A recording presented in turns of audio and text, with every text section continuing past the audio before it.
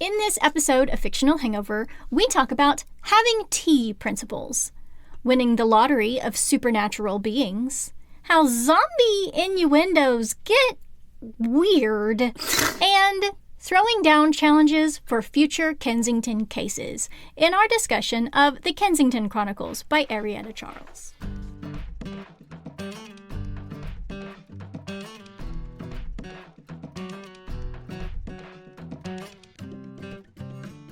Hey everybody, welcome to Fictional Hangover, a podcast about books that is full of spoilers. Every week we discuss a different book in way too much juicy detail. I'm Amanda. And I'm SuperFan Annie. Yay! And I'm Claire. And today we're going to discuss the Kensington Chronicles by Arietta Charles. Standard disclaimer.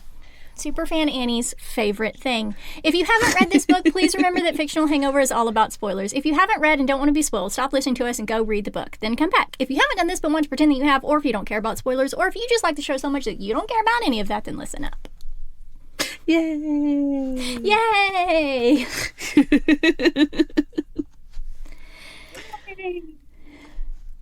Can I just say that I'm really loving SuperFan Suggested.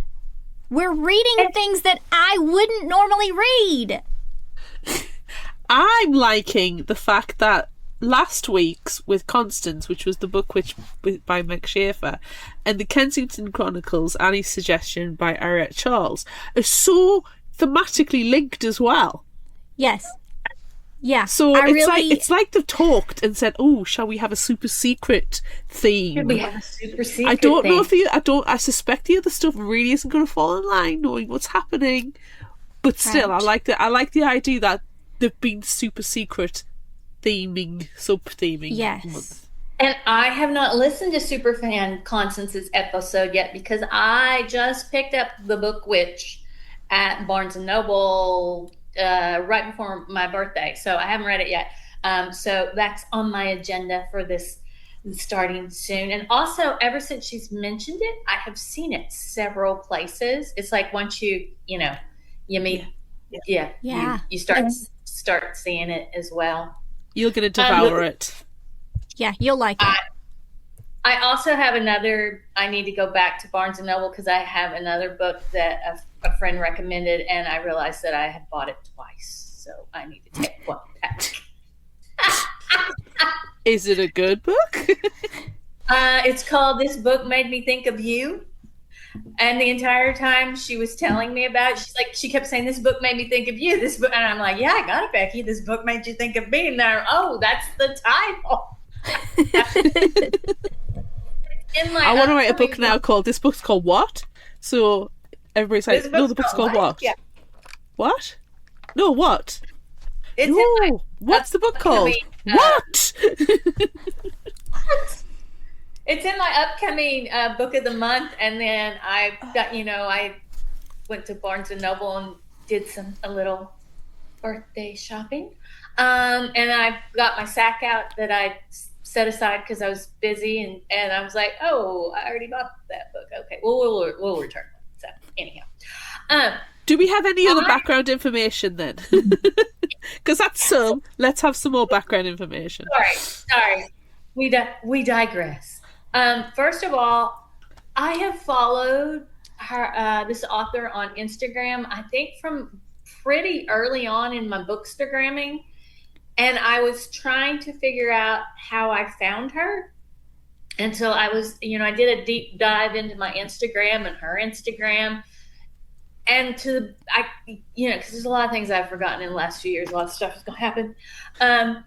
To the best that I can tell, either I came to her because she reads Gail Carriger and Jane Austen, or from Litzy because I noticed we had our people in common were Litzy people, Gail Carriger, and a couple other. So I'm like, I think that's how we became Instagram friends. So I reached out to her and told her I was going to be doing this, and did she have what was her inspiration? And so this is what she sent me. Kenzie came to me in a dream. She was at a carnival being pursued by thugs near one of those knock down the bottles games. I had no idea who she was or what she had done to get the thugs after her in such a public setting, but I knew it would be interesting. The carnival scene will be in the book After Midnight at Blackbriar. After the dream, I couldn't shake Kenzie, so I knew I could grow her into a full character and tell her story.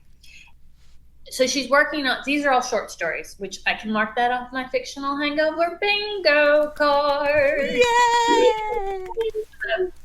These are all short stories, but they all link together. But she is working on a full-length book, and it is called Midnight at Blackbriar. And the description that she has for right now is: purveyor of magical goods, Kensington Shaw attends a dinner party to sway the host to her father's political cause. But when a sudden storm traps the guests at Blackbriar Manor and a murder is committed under unusual circumstances, Kenzie starts to believe the house isn't just haunted, it's alive. Can she and her little bag of tricks stop it from murdering again? Oh, that's amazing. I'm looking forward to that. And don't we have a haunted house one coming up on? Yes. This House Sucks is in August. Yeah, I don't think it's going to be ready by then. No, we could have a haunted house one for next year, because you know I do love a haunted house. We do love a haunted house. We do love a haunted house. So anyhow, so we are kind of Instagram. We're Instagram friends, Bookstagram friends. So we chat every so often. I have my book and bookmarks and a couple of handwritten notes she sent me over the years. So, and you're in the acknowledgments too, aren't you? I am. Yes, I am. I am. Can I just read that really quick? Yes. Yeah. Okay. So back when I joined Instagram, my bookstagram was Crinoline Lefroy, because it was my Gail Carriger Parasol Protectorate code name. Your most frivolous piece of clothing and your favorite food, and I was a crinoline petticoat, and my favorite food changes with the season, but my love of Lefroy whiskey is always there. I did recently this year change it to Austen Meets Annie, because Claire suggested that for our Jane Austen read along this year. So who knows, I might go back to crinoline again, but for the time being. So I read, before this was a book, all of these were on her, she had a website. Well, still has a website. And so I read A Deadly Garden Party on there. So Crinoline Lefroy was the very first person to ever include one of my stories in a monthly reading wrap-up. I can't adequately express how important it was to see my little homemade cover for A Deadly Garden Party included in her grid. It was terrifying, but also made my heart burst with joy. Her social media is a jewel, too. We share a love for Jane Austen and flowers. Thank you, Crinoline. So, that's lovely. My life That's is so complete. cute. Yes, my life is complete. So there's your background information. I am a super fan of you all. I'm also a super fan of Arietta Charles. That's so cute. She's been sneaking around our Instagram for a while. I don't remember. I didn't deep dive to see when we were connected on Instagram, but seeing her pop up, like, I always wanted to read her book, but just we read so many books for the show, I never got around to it. So thank you for suggesting it to us. So we finally got to read it. I do suspect that Gail Carriger is probably the heart and soul of bringing most people together as well. As soon as I saw Gail Carriger, I went, oh, well, yeah. If Miss Gail didn't suggest her, then she was reading Miss Gail, and I was reading Miss Gail, and yeah. So, if you read Gail Carriger, if you read Miss Gail, then that's kind of like a scale of going, yes, you are my people. I will accept you. You're a good human. Yes. Yeah. Yes. As soon as I see that you follow Gail Carriger on Instagram or Facebook, I'm like, oh, I like you. You're right. Let's be friends. Let's be friends. I will judge you by your author list, and that is one of them. Cool. No, I'm really pleased we got to this one. It was really fun, so I'm excited to get into this. Shall we get into this? Yeah, let's do it. Okay, so as we briefly mentioned earlier, these are this is a short story collection, but all of the stories like go together to tell a full novel's worth of to have a full novel's worth of fun. So we do have our story titles thrown in here. So I'm going to begin with the first one, Death Dance. Sometimes you just gotta dance. Tonight was one of those nights for socialite Kensington Shaw, and Ribbons was the place to do it. Unfortunately, Kensington's good time is temporarily cut short when she's forced to flee the dance by a handsy creep.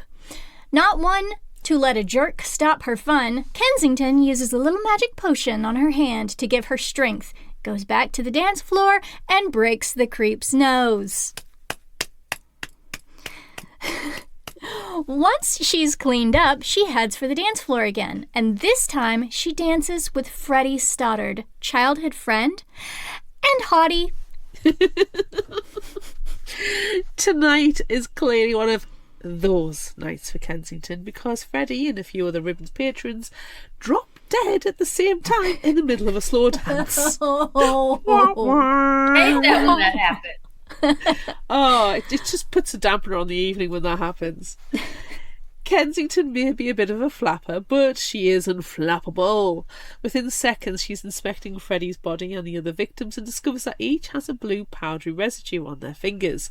The only thing that does this is Dal, aka Dalway, a very dangerous and expensive drug made from the magic residue.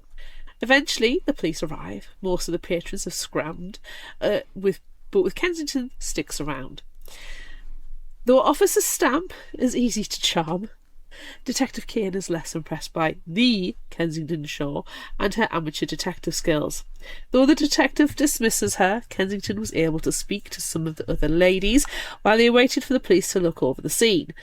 One gossip, Ruby, saw one of the victims leave a shady place earlier that day, between a florist and shoe repair shop. Kensington is relentless. With her friend dead and Dal being her only clue, she heads to the Black Door Jazz Club to speak to her magical potion mentor, Betty. Betty doesn't like Dal. She knew its creator, and frankly, he was an idiot. Betty will ask a few questions, especially as Kensington is sure it's a new kind of Dal, one that freezes the victim, so there may be a way to save Freddie and the others. Continuing Kensington's luck this evening, patrons of the Black Door start dropping dead too. With a bit of magic potions, Kensington slips through a wall before the cops arrive. I love her bag that's full of vials of random things. Like, how does she have it organized? She can just reach in and grab the thing that she needs at the moment. She doesn't have to, like, rifle through anything. Oh, I was thinking about this. So, you know how it's all stitched in place as well? So Yes. she has them alphabetically. But I think the stoppers will all have, like, a different feel to them. So she knows if it's, like, a sharp, pointy one. So that's what I think. That's in my head canon. Each vial has a unique stopper, so she knows to grab that one. Yeah. Yeah. That makes sense, yes. Yeah. I feel like we need to investigate. We need to interrogate Arietta and see what she says. We'll use an elixir on her if necessary. Yes. I will wear the perfume. Okay. We're not there yet. Stop jumping ahead. I was looking for it. I think it's in my library. She sent me a sticker for the Black Door Jazz Club. Oh, that's cool. Nice. I have to find all my stuff. The next morning, the incidents at Ribbons and Black Door are all over the papers, and Kensington's name and blurry picture are on the society pages. Her father won't be pleased, and her older Steffi sisters will be annoyed about it. Escaping before the phone starts ringing off the hook, Kensington leaves and takes her maid, Livy, with her to continue her investigation. She's asked Livy to do something morally reprehensible. Fib. The scandal. They head to the place Ruby at Ribbons mentioned between the shoe repair shop and the florist, and it is not the place you'd expect a socialite to come out of. While Livy waits outside, Kensington heads up. Picking the door on the left first, Kensington walks into a doll farm. A magical automation system has been set up to shave magical objects to produce the doll. Hunting around, she finds a very detailed ledger with lovely penmanship. Bingo! Just then, Kensington hears people in the corridor. She grabs a ledger and some interesting things lying around. A rock with a Celtic symbol, 2 coins, a button, and a couple of other small bits and bobs, and books it out the bedroom window and down the fire escape. It isn't a clean getaway because the goons chase her. The application of a foggy magic potion helps keep them busy, allowing Kensington to meet up with Livy.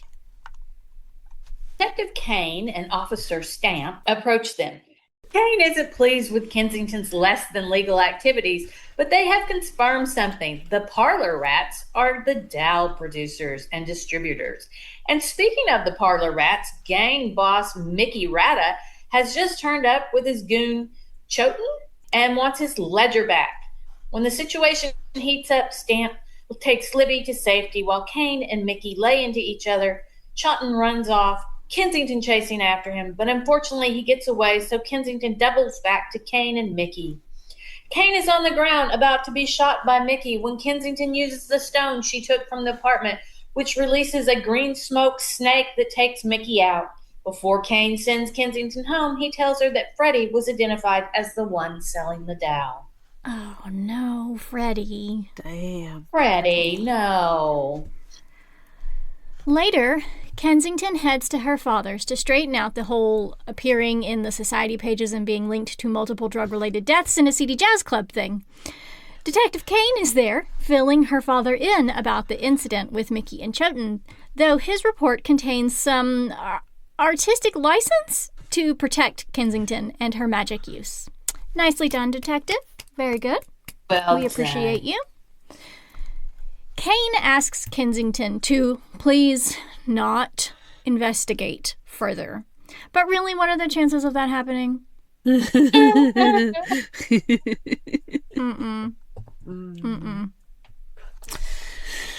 Next story. Death becomes you. It's the end of October and it's cold in Chicago. As Kensington is hurrying to church through a park, she stumbles upon a dead body, Joe Billings, and being a responsible citizen, she contacts the police straight away. The police, led by the dashing and stoic Detective Kane, have arrived. The last time Kensington saw Kane was February, and by all appearances, his frown hasn't moved an inch. Or maybe that's just the only expression he gives her. Thankfully, Officer Stamp gives her a bright smile. As Kane questions Kensington, not really believing she was on her way to church on a weekday, a shot is fired toward them. Kane and Kensington hit the ground, Kane pulling his gun and making a seemingly impossible shot, killing the gunman. As the police are congratulating Kane on his marksmanship, Kensington uses the distraction to search the dead man for clues. His library card says he is Mike Dale from Wisconsin, and other items tell Kensington he is a hunter, one who senses magical objects. Kensington has dealt with hunters before, and like anyone else, some are good and some are bad, but all should be treated warily. Kensington also tries to use this opportunity to make her exit. She has an appointment to keep at the church. Just that morning, she received an anonymous note asking her to meet at the church. Cryptic, mysterious, and intriguing. Kensington couldn't pass it up. Detective Kane has other ideas, however, and won't let her leave, not with someone trying to kill her, so he takes her to brunch instead. At the diner, Kensington is subjected to diner tea, if it can even be called tea. No, it can't. I would just like to say that I am glad, for both of your sakes, that I am the one having to read the paragraph with the subpar tea. I'm not going to say that I didn't count the paragraphs to make sure that you got it, so we didn't cry and weep and discuss. Right. Yeah. Thank you for taking one for the team, Amanda. You're welcome. Thankfully, though, everyone, another attack saves her from the weak, tasteless, unsteeped beverage. Whew! Attacks! Thank God! Oops, I spilled my tea! How to kill a houseplant in 1 second. A rock is thrown through the window, followed by a couple of Molotov cocktails. Okay, the tea's not that bad. We don't have to burn the diner down because of the tea, do we? Yes. Yes. No excuses. I have tea principles. Thankfully, no one is hurt. But, wah, wah, the diner's burned down. Kensington and Kane return to her house, where she explains about the anonymous note and stumbling on Joe Billings' body on the way to meet the mysterious sender. Perfectly innocent. Sure.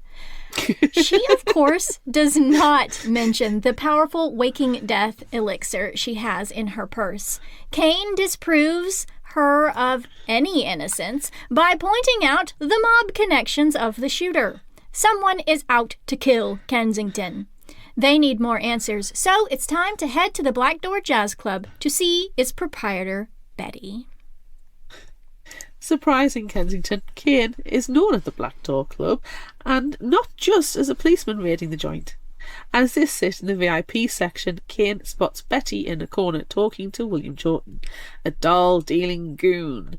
Chawton makes Betty go to her apartment above the club, and Kane follows. Moments later, and against Kane's express orders, Kensington follows too. Of course she does. Because of course she does. Of course she does. Kensington is whisper quiet and hides amongst Betty's greenhouse-like entrance, and I instantly think of Annie at this point. Yes.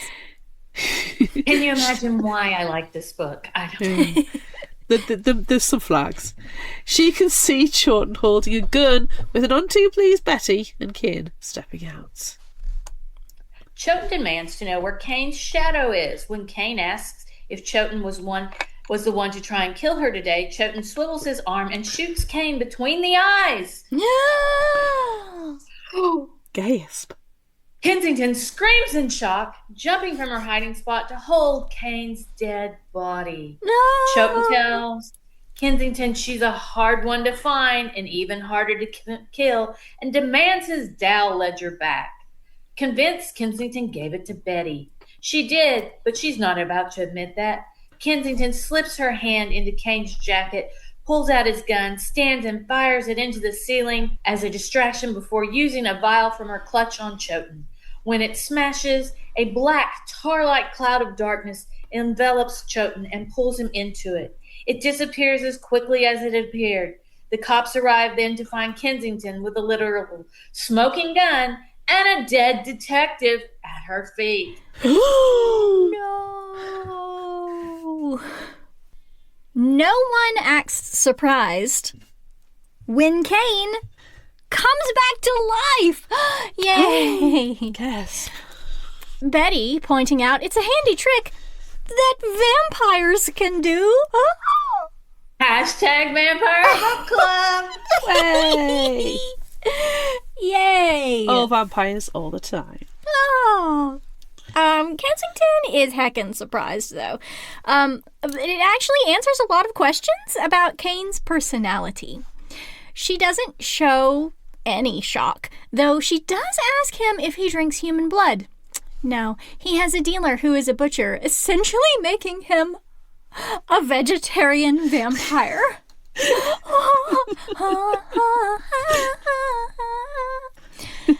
Later, at home, and in her heavily warded and secured attic, Kensington checks that the Waking Dead vial is safe, and it is. Her attic is filled with powerful and dangerous magic. The events of the day have her a little rattled, so she's going to reinforce the spells on her house. Interlude with death. Story 3. It's the holiday season, and Kensington has given Livy and her maid, and Ruth, her cook, a few days off. She has declined joining her father performing his duties as the new mayor of Chicago, and has the house to herself, so she is lounging on the couch, having just enjoyed a nap. Bliss! But then, something catches her eye. The magical lights on her holiday tree are flickering. They were bought from the underground and run on magic, not electricity, so something is not right. And a movement in the shadows catches her eye. A man dressed in all black with the chiseled face of an angel introduces himself as Malachi, and he says he means no harm. He notes Kensington has an unusual connection with death and says he's a reaper of sorts. He knows about William Troughton's disappearance, Mickey Rodda's death, and finding the odd dead body, her connection to vegetarian vampire detective Kane, and gestures to the window where the undead have started tapping and scratching. This part kind of gives me chills because I'm like sitting here with like my patio door, and I'm just imagining. After some flirtatious conversation, Malachi reveals he is no ordinary reaper. He has pitch black wings and is clearly the angel of death. He's there because Kensington has a gem from the crown of the redeeming grace, and this gem has a piece of soul in it. Beautiful black wings. Malachi can only ferry complete souls, so he can't do anything about the soul piece inside the stone, but he wants to talk to it because it is the soul of his sister, Sarah. The flirting between Kensington and Malachi grows. They're standing in each other's arms. Kensington is stroking his wings, and the kissing is intense. Eventually, things get back to business, and Kensington takes Malachi to her attic, where she keeps all her magical objects and tools. Malachi is able to speak to the piece of Sarah's soul. He asks Kensington to help him find the other pieces so Sarah may be made whole and he can ferry her. Kensington agrees. After more kissing, Malachi makes an offer to Kensington. In the long, distant future, when he comes to collect her soul, she can choose to be with him. Kensington is very much in favour of this. In the meantime, Malachi tells Kensington to live her life. Heck, even be with Kane. What the heck? She doesn't think about Kane like that, honest. No. She totally does. Totally does. She does, 1000%. Oh, yes. But in the end, she will be with him. He also gives her a necklace which will summon him, but be cautious to use it, and if absolutely necessary. Kensington hopes only to use it when she has all the gems of Sarah's soul. After Malachi vanishes, Kensington hears banging at her front door. It's Detective Kane, and he's responding to reports of zombies attacking her house. The zombies are nowhere to be found now that Malachi and his spark that draws the undead is gone. Kensington invites him in so he can make absolutely sure that all the zombies are gone. I feel like I wish that was an innuendo. It's not. It's not yet, though. He came to save her from the zombie apocalypse. I need to check all your zombies have disappeared. I just need to make sure. Just need you to make sure that all the zombies are gone. Would you like something else undead scratching at your door? Oh. I don't even know what that means, but I like it. Next story. A wild death. Kensington and Betty are in the wilds of nature in the underground, foraging for ingredients, when they come across a dead body. Oh, so shocked. Kensington doesn't know the dead girl, but Betty does. She's Edith Whitmore. Her family owns a chain of grocery stores. Edith is a busybody and on the museum fundraiser committee. She's also not known to take hikes in the underground wilderness. Because, of course, Kensington is going to investigate Edith's death, she inspects the body. In Edith's mouth is a blue cap mushroom, and in her hand is an unusual coin and piece of paper. Time to let the authorities know. The next day, at Kensington's new penthouse, after the whole, zombie incident that wasn't sexual, the actual zombies, she felt the need to non-sexual change. zombie incident. The non-sexual zombie incident. And we can all be thankful for not seeing a Sexual zombies? zombie incident. Sexual, yeah, no. It's not, no. That's a bridge too far. Though, in Las Vegas, there is a zombie burlesque show, which is supposed to be very good. Of course there is. That's a story for another time. Detective Kane is paying her a call at the penthouse. He was on a robbery case, but was reassigned to Edith's murder. He would, in vain, like Kensington to not pursue her own investigation, and obviously he is too late. Kensington has already volunteered to take over for Edith in hosting the museum's fundraising soiree that night. Resigned, Detective Kane asks Kensington to at least be careful. No. No. Nah. Where's the fun in that? Kensington heads to the committee luncheon at the museum, ready to assist in Edith's stead and get some answers thanks to the truth perfume she is wearing.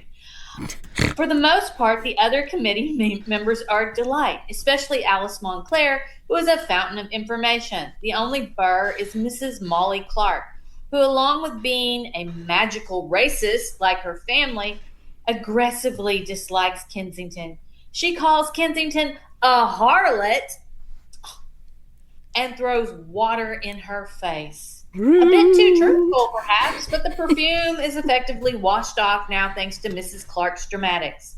Everyone freely admits that though they did not like Edith Whitmore, she was a bully and a tyrant, but they appreciated her determination in helping the museum. They are also shocked that she was found in the underground woods. As far as Edith was concerned, nature was uncivilized, and she wouldn't even entertain going to the park. She's not a camper. I'm not a camper, but I still go to a park. I like to do both of those things. All this information is relayed to Kane later, and as all Kane's suspects will be at the museum gala that evening, they decide to go together. The museum looks wonderful.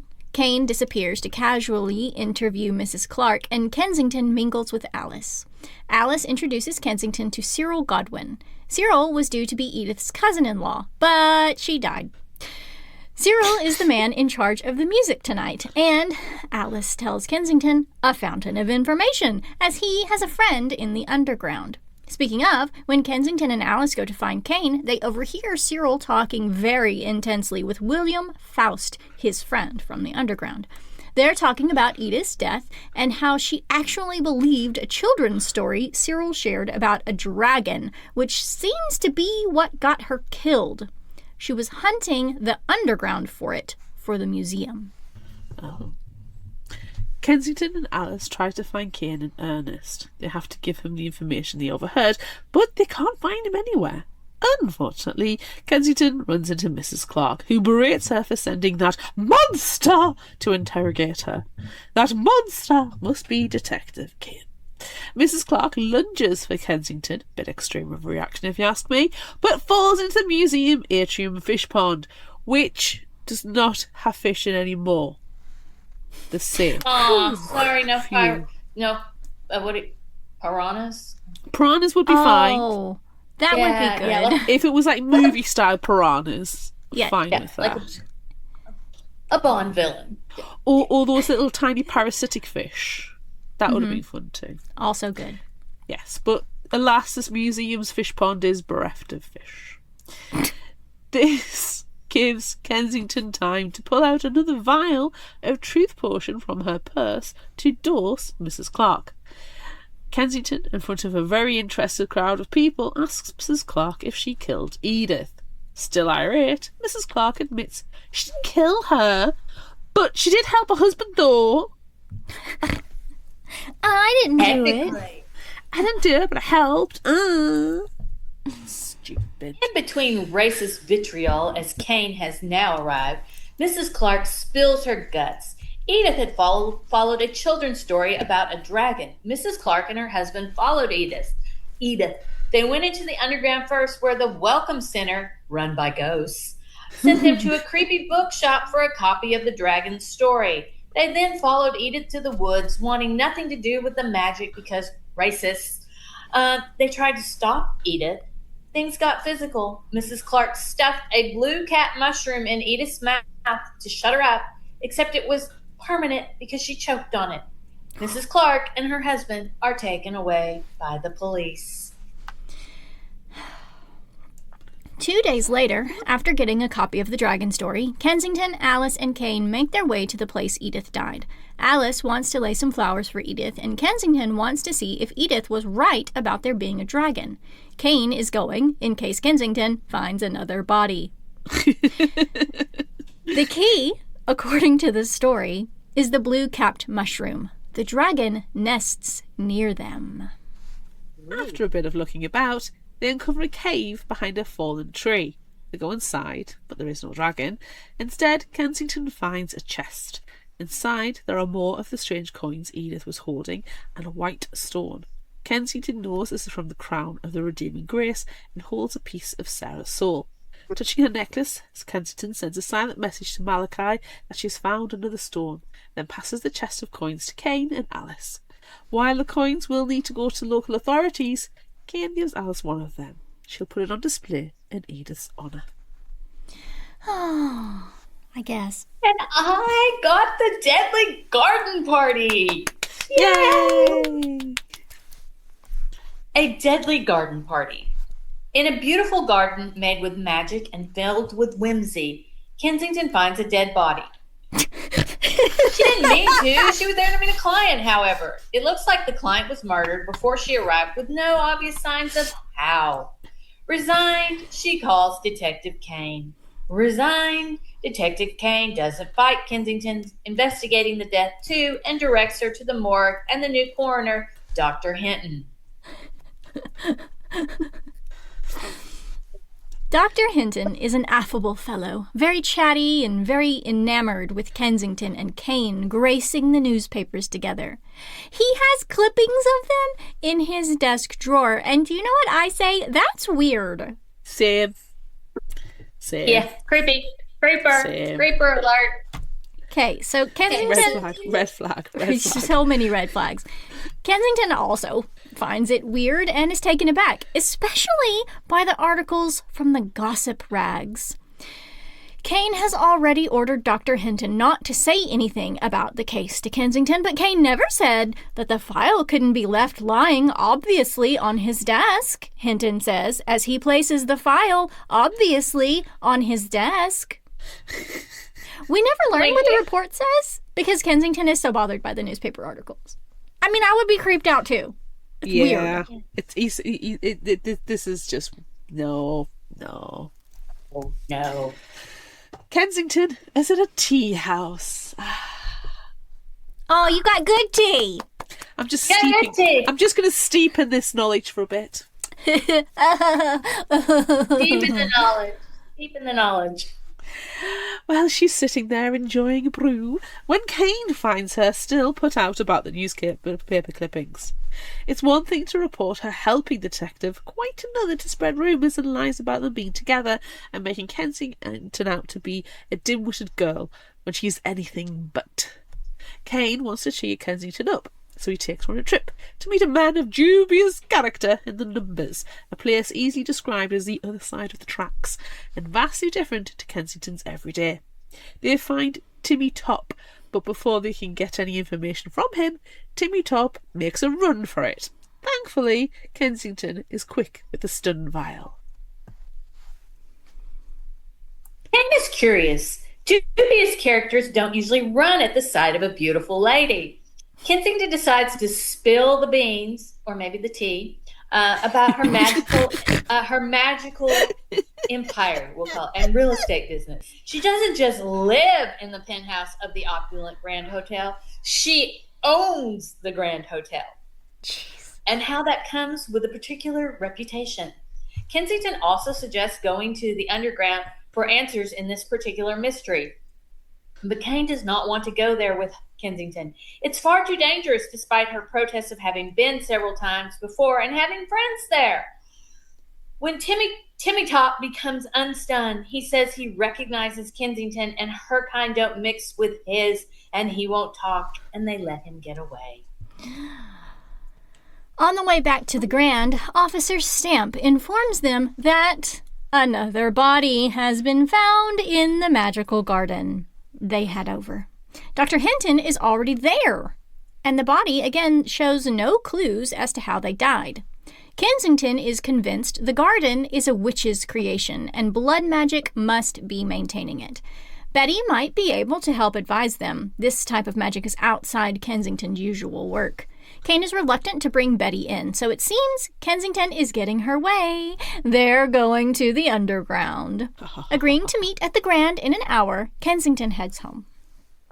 On the way, Kensington runs into a greater horror than a murderous blood magic witch. Her oldest, judgmental, elitist sister, Esme. Of course, Esme gives Kensington her unvarnished opinion of fraternising with a common detective, despite the reality of their relationship. Their entire conversation would be a frustrating waste of time, if not for an incidental comment about courting Kane, which sparks something in Kensington's mind.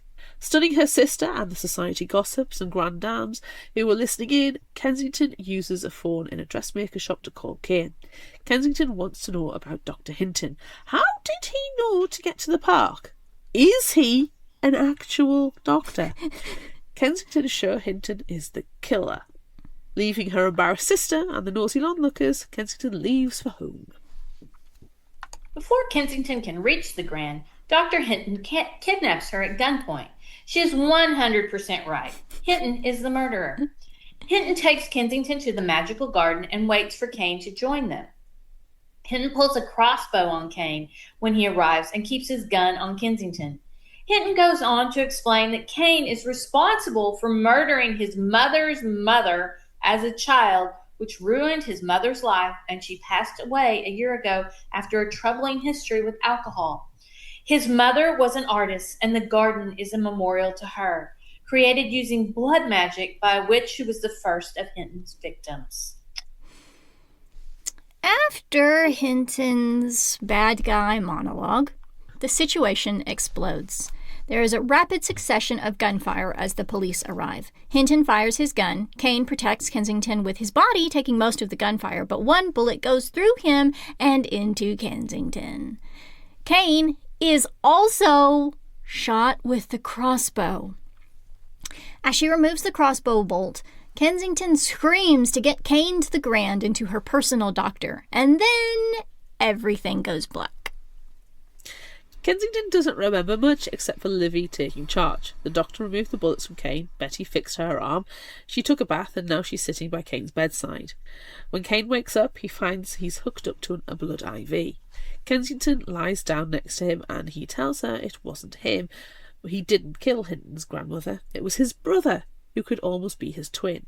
They took very different paths in their own life. He also warns Kensington if she should ever meet him, she needs to get away. Now, Kane kisses her hand, and they rest in each other's arms. They snuggled. They snuggled. They were snuggling. No. Underground Ghosts is the next story. They go into the underground. You need either a day pass, which expires at midnight, or to obtain identification as a recognized visitor, granting you access to come and go as you please. It isn't surprising that Kensington has an identification, nor is it surprised that she owns an apartment in the underground. The girl's got excellent real estate. She really does. She really does. Today, she is going to the underground with Kane as her escort to attend an estate sale. I love estate sales! Yay! This is my chapter.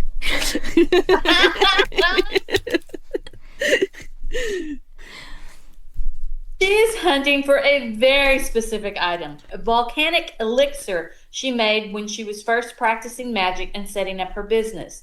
It is a dangerous potion, and she doesn't want it falling into the wrong hands.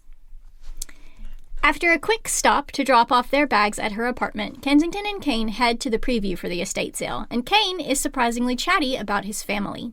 He's from an affluent family, attended the same schools in London as Kensington's father, but was a year ahead. This blows Kensington's mind. Her father and Kane were old school pals. That's got to be a little weird. That's weird. That is weird. You got to weird. feel weird about that. You shouldn't be dating your dad's best friend. I'm sorry, that's not right. Though his mother and father are dead, Kane's younger sister still lives. She's in London, married to an aristocrat, and her children are grown and starting families of their own.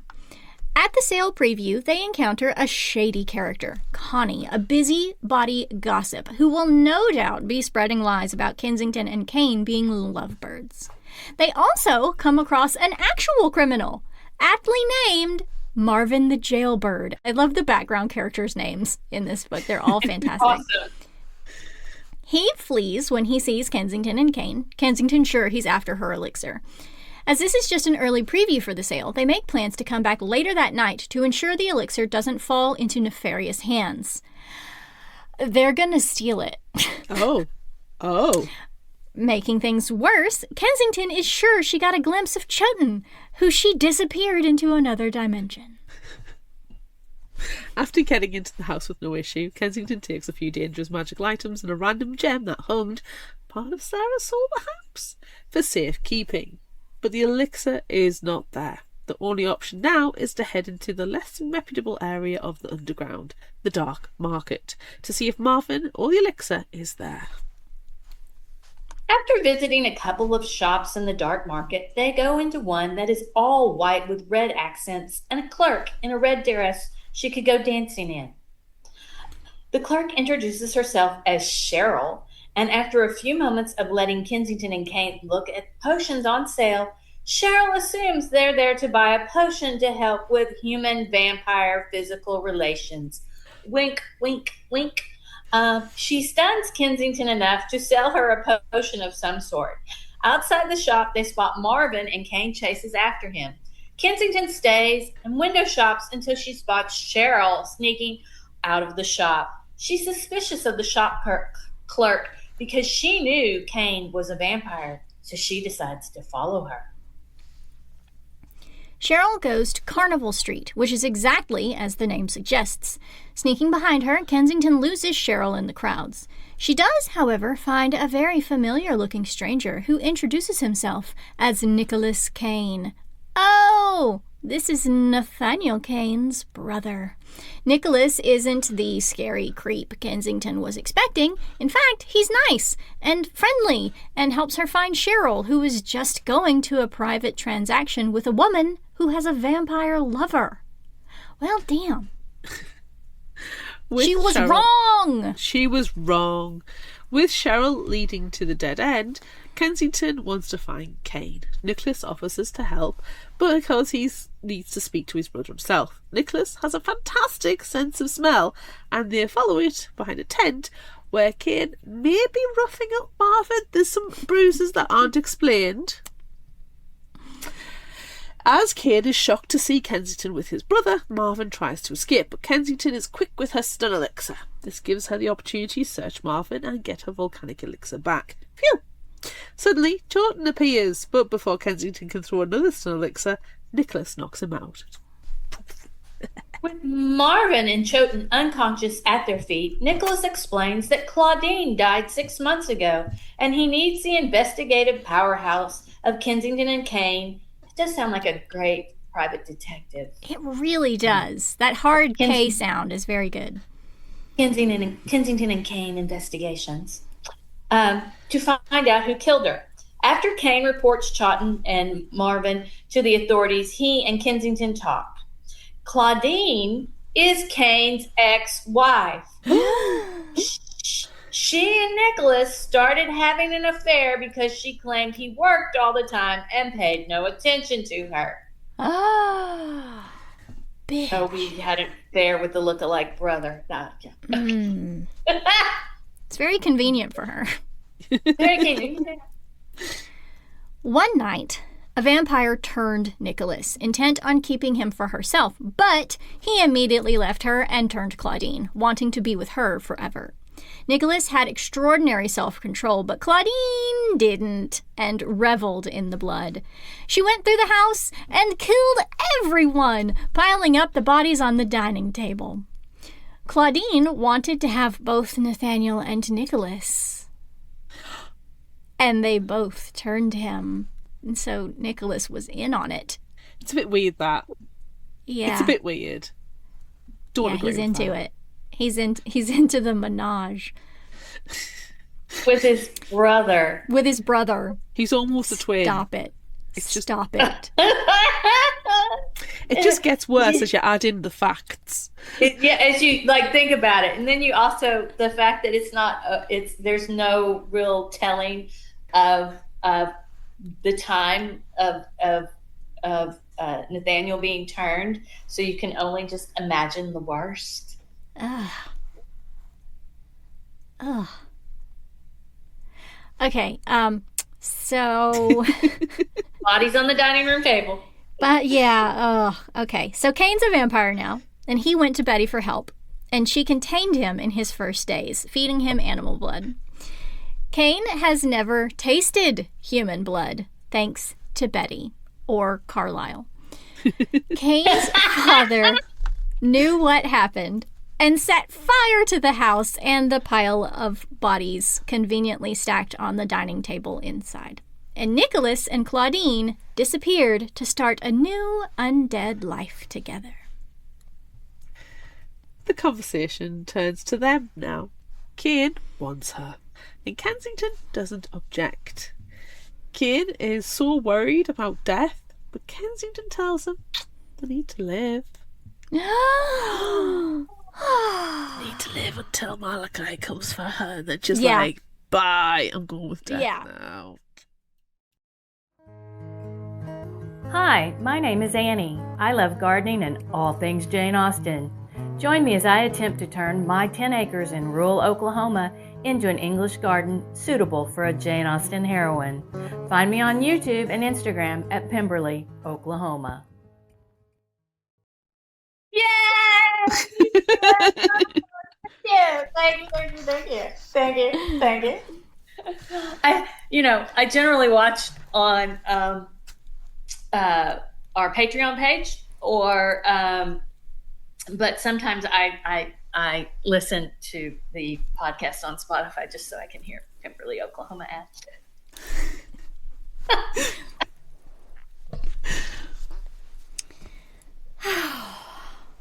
Okay, look.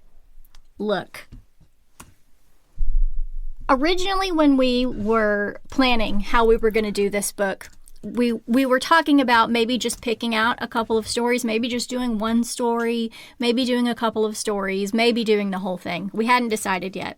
And so I was reading it, and Interlude with Death. I was like, we have to read this one. This is the one I choose if we only do one. It has to be Interlude with Death, because I love death. Well, we know this. I loved Malachi so much. Favorite character with exclamation marks. All capital letters, Malachi. And he was only in for like 3 pages. The shortest story. How many? It's not an overly long book, so I mean, it's what 220, 227 pages in the print copy. So, and all the stories link together, so it's more like they're kind of like sections, Yeah. It felt like chapters, and it was just conveniently sorted out that you didn't have to worry about the time jumps and what was going on in between. I really loved the way it was put together. I like this. I like short story chunks that tell a whole story. That was applause for Arietta here. Love it. And actually, I did, when I came to it, the first one I read was A Deadly Garden Party. And so that's like further in. And so I read it as a standalone, and I loved it because Deadly Garden Party. Right. but it just, when you read them all together, it just leads up the next one, the next one, the next one. But they all kind of have an end, but just enough of a thread to go on to the next one. Yeah. It's not like a big cliffhanger thing or something. No, I think the biggest thing is the relationship between Kensington and Kane. How he's so formal in the first ones, but by the end, he's opening up about his family and their relationship is starting to develop. That's probably the biggest thing. I'm excited to see where the full-length book goes with the stories and the characters, because I think it would be really, yeah. Do you know, I kind of wanted to maintain this kind of format though, because I enjoyed it so much, having it in different short stories, and like I enjoyed the format. It was refreshing. That to have it as a full-length book, I'm like, oh, okay. Have multiple chapters, but can we have them as still as self-contained story? Like have multiple self-contained stories, because it was just cases. It's nice. Multiple cases, yeah. Yes, but the next one's going to be like, but it's going to be like a locked door mystery with a murderous house. Like, how perfect is that going to be? But still, it's just love a locked door mystery. Yeah. Oh, that is Agatha Christie coded. Mm-hmm. We do love a bit of Agatha Christie. I forgot to say, because in my initial thoughts, we're reading the first one I read was The Deadly Garden Party as a short story. But when it came to reading the book, my first impression was how amazing the cover is with the world up top and the world below. Yes. It's just it's got that very Art Deco feel. It's just a gorgeous book. I mean, I pick it up. So pretty. So pretty. I agree. My one criticism is probably that it took so long to get to the underground. I liked the underground, though. I like that it was very much like just the same city, but with weird stuff happening. Yeah, I liked it. That. And just, horned People creatures walking yes. down the street doing their shopping. Loved it. In an actual street that's just all carnival all the time. Yeah. I couldn't live there, but I would certainly visit and get the candy floss. That was fun. And it's just much more accepting. We got hints of what I will admit in the first story, and there was talking about the underground. I was like, what's the underground? Because I automatically think underground is like a tube, the tube system. Oh, so what is just secret things happening in the subway? Well, no, I was kind of thinking, well, do you have to go through the subway to get to the underground? And that's what, or it was quite a little bit like a Neverwhere situation, Neil Gaiman's Neverwhere situation. That's what I was thinking in my head, and it took a couple of stories before it really explained the underground a little bit more. That's one of the things that I might just be me. I got a little confused with that, and I just wanted to go at the underground a lot sooner, but that's just because I wanted to go at the underground. I really liked how it just, so she's like dancing with a guy and she says something about he's really strong or something, and she's like, most werewolves are, and it's just like there's no like, it's just werewolves and vampires and zombies exist. There's no, and I find that fun to just be like, oh yeah, he's a vampire. Yeah, we don't have, and he had to be invited into places, so that was you so have that funny. lore. Just standing you have all that. Yeah, standing here waiting, that lore and all. But I always find it fun when you just like, oh yeah, he's a vampire, he's a werewolf, and it just is. Yeah, I appreciated that too. Like, I really enjoyed in the last story, his brother shows up and he's like, oh, Claudine's dead. And you're like, well, who's Claudine? But I didn't mind it because of the way all the rest of the stories were leading up to it. It's like, you're just in this moment in time and they're living their lives, but you're only seeing this little part of it. So I really liked that. I appreciated the non-info dumpiness. Yeah. Like, well, because she would have it. Because if you were Kensington and you're standing there, and this guy says to his brother, "I need to tell you about Claudine," your first thing you're gonna be is like, "Who's Claudine?" Because you don't know. Yeah, No, and it would I be agree. it would be weird in the story to be like, well, as an aside, I'm just going to come over here and be like whispering to you while my brother is telling the story, like, oh yeah, that was my ex-wife. She cheated on me with him. Like, I liked it takes you out the story when too much exposition happens inside, and I think it makes it the difference is because it's from Kensington's point of view, we can have that assumptive knowledge or assume we're going to get the relevant explanation in due course at appropriate points. But also, we found this with other book series where the recapping every single story, what's basically happened before, is if you haven't read the other ones and you already know. So we already know by the end Kane is a vampire, so when they're talking about him being a vampire, it's not a shock. And we're not having to have that recap every single story, because that takes you out of the narrative. And it's been a complaint we've had in other books, but we don't have it in this one, because the way that Arietta Charles has done it is saying, well, this is a fact, let's get on with life. Like if you read a long-running detective series, there's always that like half page where it like sums up the start of the story and if you're a long-time reader, you go, oh yeah, I know this, moving on.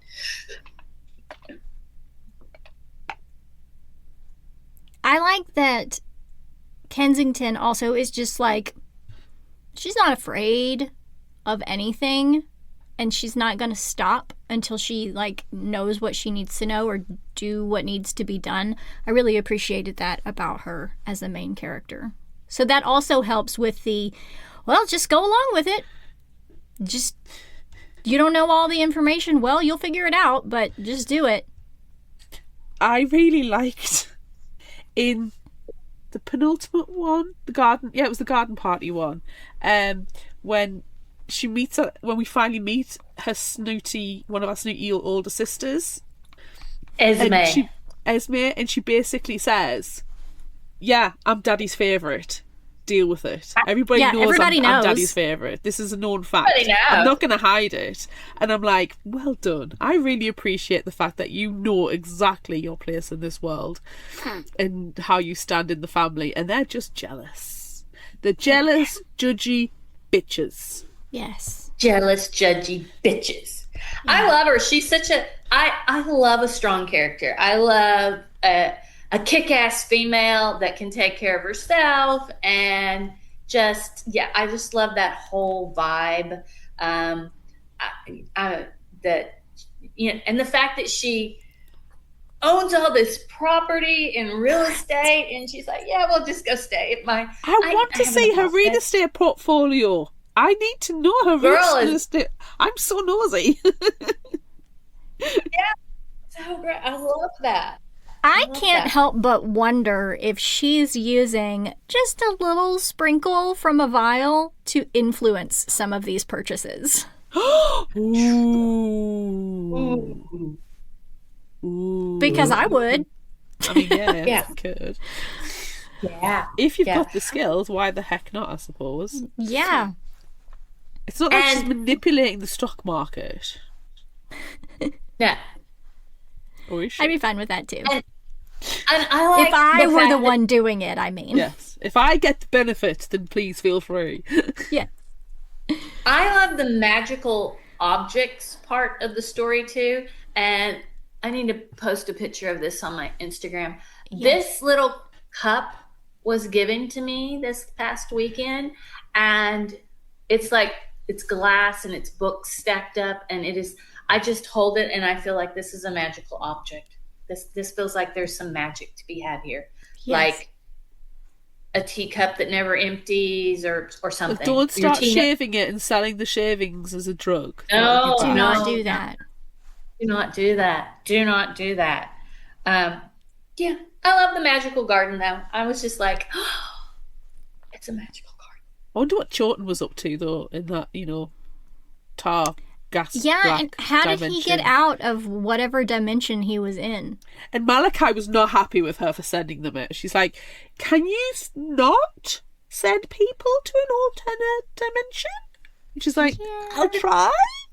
It really messes with my job. I got work to do here, woman, and I've got targets.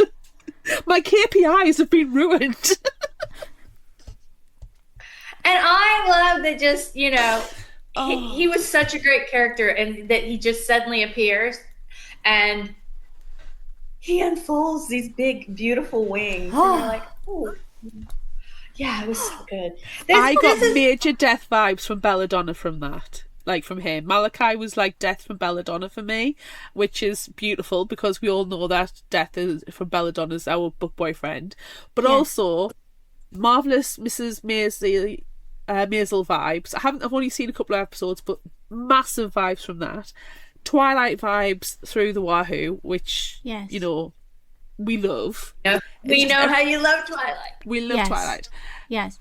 There's just all these little influences and inspirations coming through, and you're like, yeah, I'm getting the feels from this. Yeah, I'm getting the feels from that. So it's good. Oh, good. When he finds out she owns a hotel, I immediately thought of that scene in Crazy Rich Asians when the woman leaves her husband and she's like, you can stay in this apartment, you bought it. And he's like, where are you going? She's like, well, I own 14 apartment buildings, so probably one of those. Yes. Yes. Like, oh, yeah. So, I'd forgotten about that. I like the idea of somebody living in a hotel, like in a not in the Holiday Inn. Nobody wants to live in the Holiday Inn for the rest of their lives, but or the Motel 6. But to be living like in a grand hotel where you can any hour of the day go, I need a fresh pot of tea, please send up tea. I mean, she's rich enough that she's got that service anyway in the form of her hired help. Yes. But she also lets her hired help go home for the holidays and naps on her couch, and in her caftan. Yes.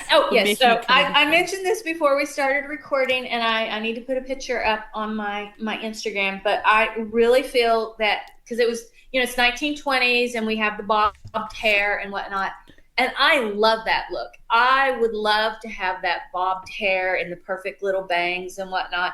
But I got a cowlick right here and naturally wavy hair, so it would be that just like kind of whoosh, bob, and it wouldn't work.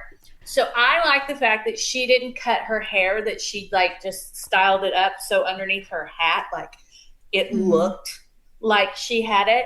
So I envision that she comes home and she seems very proud of her hair. She lets her hair down. She puts on her various glamorous vintage caftan that was gifted by a friend, and wears her very sexy shoes around as she welcomes Detective Kane in to check to see that there are no zombies in the house. You want to check for a zombie infestation, do you? You want to check for zombies? I'm just lounging around in my caftan. I'm just working for a nap and my zombies need attention.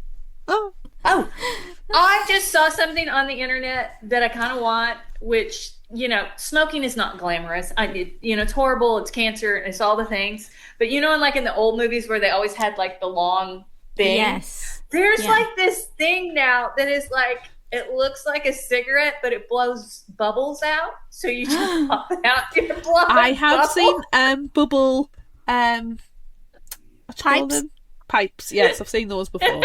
This is like a cigarette. So I'm like, she would clearly be the person with the this. I'm here. I'm just gonna hold this. No, I'm not gonna smoke it because that's horrible for you. But it's glamorous. So, but the world needs need more to hold it. bubbles. Yes. more bubbles. Or she would have a fan or a cocktail. She would definitely be forget the fake cigarette thing. No, she would have a cocktail in her hand. She would, for sure. She would. 100%. Do you know what I'm curious about, though? And we didn't touch on it at all in the summary. there's a lot we've mentioned that there's not a lot of exposition as it goes along. You know, it's very assumptive in your knowledge. You'll find out the relevant information as you need to, if you need to. But there's a lot of description of clothing. Like her dresses, her makeup, everything, her hair, everything. And her concern over her cloche. Is it pronounced cloche? I can never tell. I never know. Cloak. It's a cloak. It's a cloak, I think. I think it's cloche. Cloche. We're all going to Cloche, say it a yes. different way because that is the Fictional Hangover way. Yes. Well, Claire's British. I'm, hear things in my head and say them weirdly, and That just means that you're very well read. Yeah. I'm saying. And this book doesn't have an audio book, so you have to just according make to up the your own internet, it's pronunciations. It's cloche. Cloche. Yes, The according to the internet, 1920s it's little cloche. hat.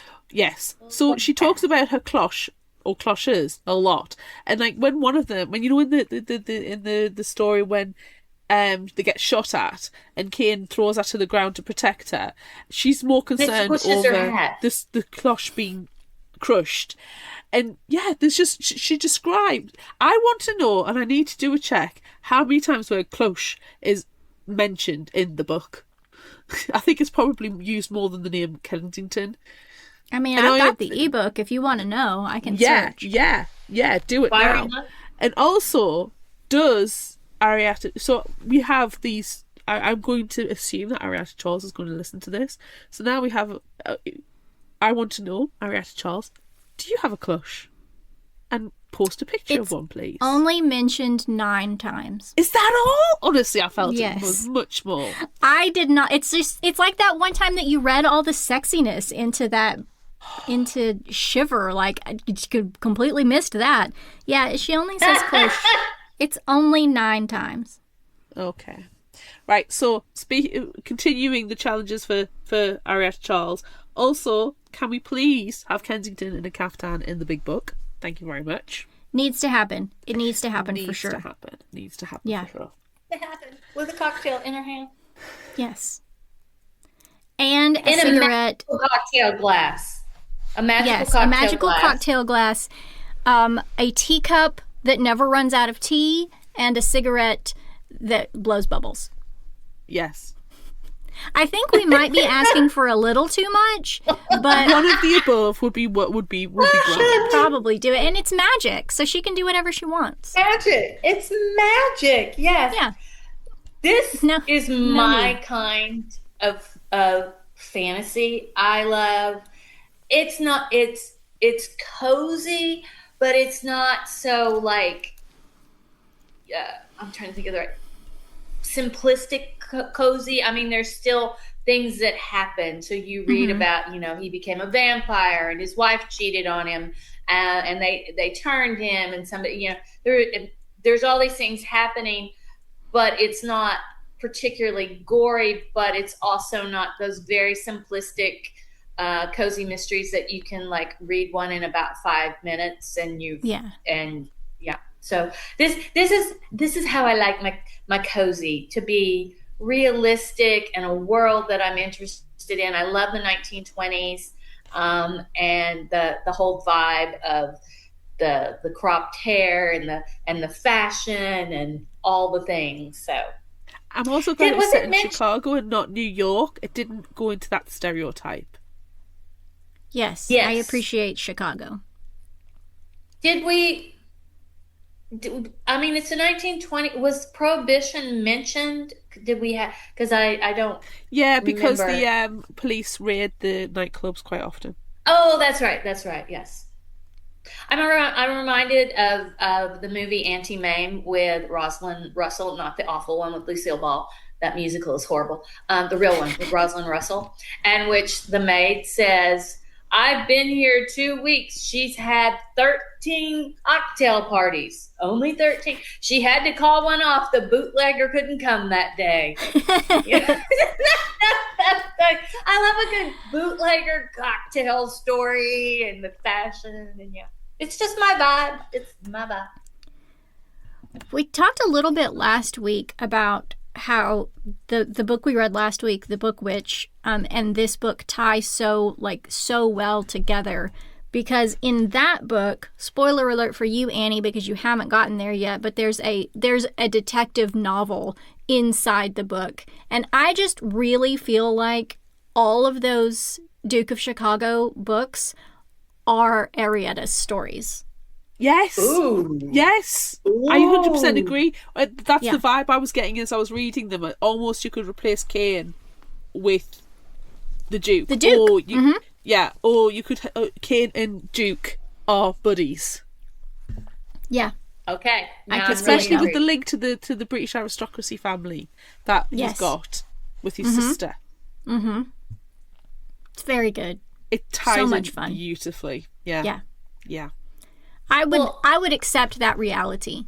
That Same. Arietta's books are the It books might be. in that one. It's Fictional Hangover canon now. Yeah, it is. We've made it so. We've made a lot of Fictional Hangover canon here. We have. But it's fine. Well, and like, I forget which Gail Carriger book it is, when they talk about that family trees get kind of fuzzy when you have immortals in there. So the fact that Kane had went to school with Kensington's father, it was like, oh, okay, that's weird. But no, but yeah. But you know, you got to have a whole different perspective when immortals are involved, because Yeah. you know. Right, this is part of my surprise. I'm going to jump to this bit. Kane, for me, was making out that he was a lot older than he actually is. Like, they're talking about, attending the World's Fair. And she's like, which World's Fair? And he's like, you don't need to know. His sister and mother having a second carriage of clothes. Yeah. And it's just, all these bits and pieces made me think, okay, a couple of hundred? You know, did you attend the World's Fair as a vampire? You know, as, you know, it was a historical moment. No, he's not that old. He's as old as Kensington's father.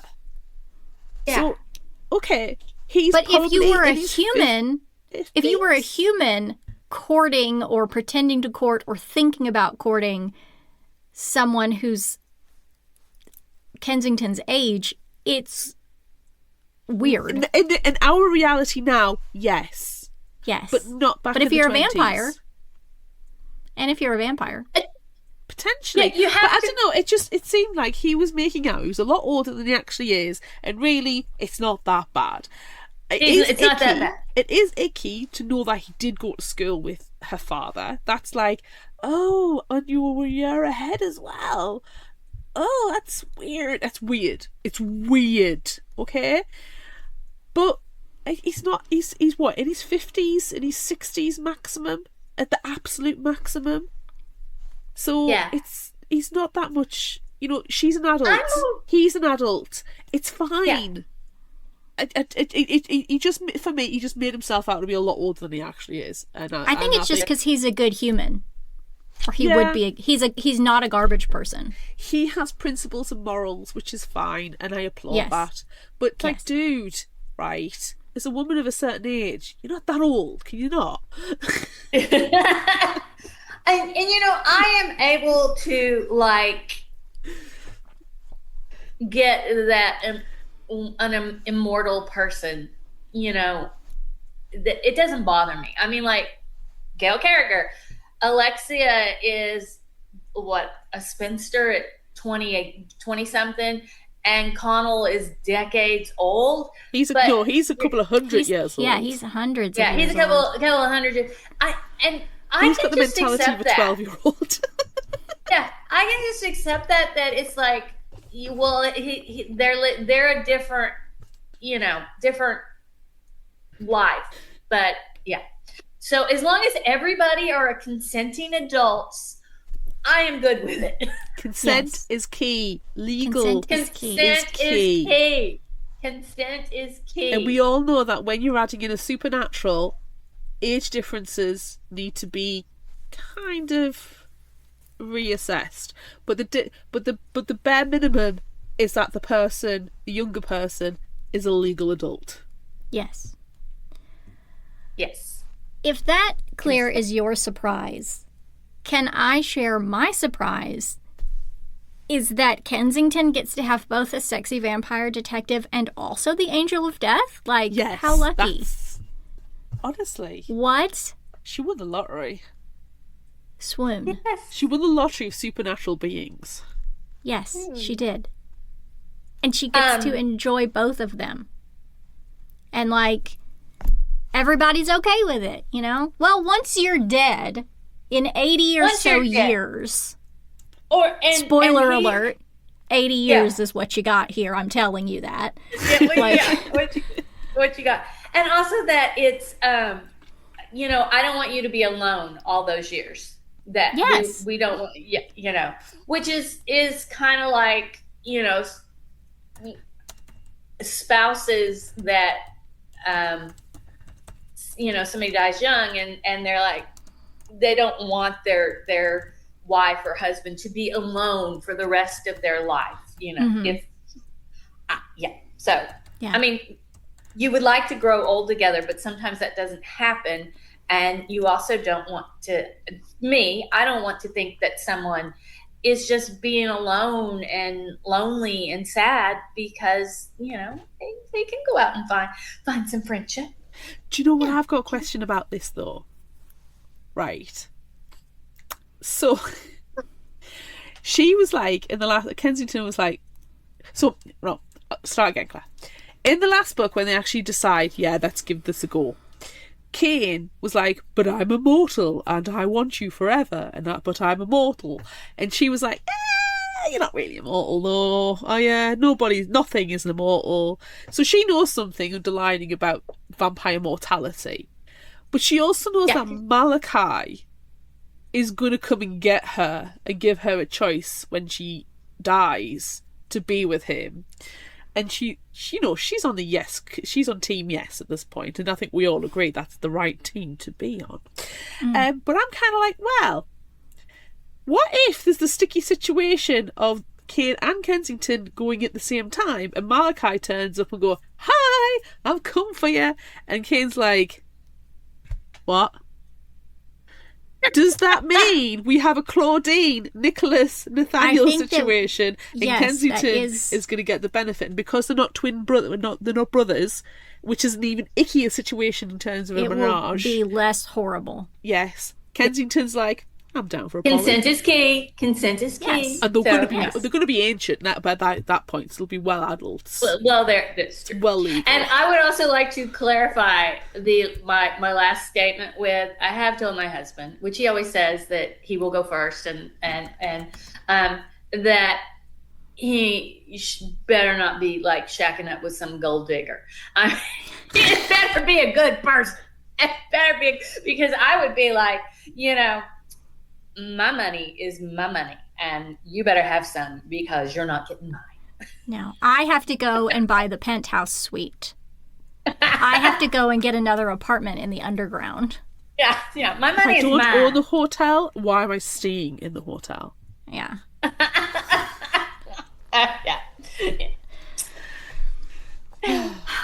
Okay, favorite final thought quote time? Have we covered everything? I'll just say that my favourite character was not Malachi. I'm sorry. I did appreciate him. It was Alice Montclair from A Wild Death, who does appear in is noted character, but not actual appearances in other ones. I just really liked her. I thought she was fun, and I felt like she was actually going to be a genuine friend to Kensington, which I think she lacked. Just like friends for the sake of being friends without any magical intention. Yeah. A good girlfriend to get together and talk about stuff. Yes. Well, she did have Betty, but Betty was kind of like more of a mentor, and I loved Betty. First of all, Betty has a magical atrium full of plants. Yes. And also, there was a Betty in my life who was a garbage person. So I always find a Betty that I like really fun. So I know a couple in real life, and himself will go, it's very weird to hear you speak with love and friendship about somebody named Betty. So I liked liked Betty simply because Betty was cool, and that's just one of those names that I always pick up on. Yeah, so That's fair. but yeah, she had she had a magical greenhouse entryway And a nightclub. and a nightclub, and she obviously was well dressed, and she came downstairs and got her cocktail, and I'm like, Betty is living the life. I could see you being a Betty, but I can also see you being an actual Betty. Clueless reference. Yeah. Oh, Betty's. I'll go. Favorite final thought quote? There we go. Who wants to go first? You always go first, Claire. I always go first. Okay, I'll go first. I've got 4. That's it. Okay. That's 4. Okay. Okay. There's quite a few actual quotes from this book I found. Anywho. Some great quotes. Oh, this one. Book or real life? Book or real life? You be the judge. I wanted to stuff rags in my ears and set them on fire. Very good. Finding the odd dead body, though creepy and disturbing, is hardly cause for alarm. I'm not physically drawn to it. It's not as if it's calling to me. It just happens. I'm not blaming you, I sighed. Look, you've been murdered. Your day is already terrible, but now I have to ruin my day by ruining Kane's day.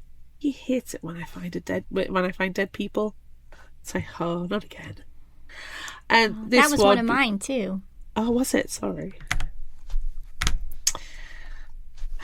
And this one is, if you know anything about my family history, suppose it's family history, it felt right, it felt appropriate. Honestly, you would think I was poking around cemeteries at night with a shovel and a deep longing to be with the dead. So what? I've been in the wrong place at the wrong time a couple of times. 12 reports. 12 times. And how many ghost walks have you been on, Claire? A lot, but that's not what I'm referring to. There is something else. Okay. And I'm going on another one next week. You haven't stumbled across a body yet, so there is that. I also haven't created any, so that's a good sign. That is good. That is good. Yay, I'm winning at life. Okay. Yay! Next. Okay, I've got a few. If you can't ditch them after a fire, let them join you for a clandestine meeting involving a rare elixir. That's the saying, right? If you can't beat them, join them? No. If you can't ditch them after a fire, let them join you for a clandestine meeting involving a rare elixir. I love it. I also appreciated, he's handsome.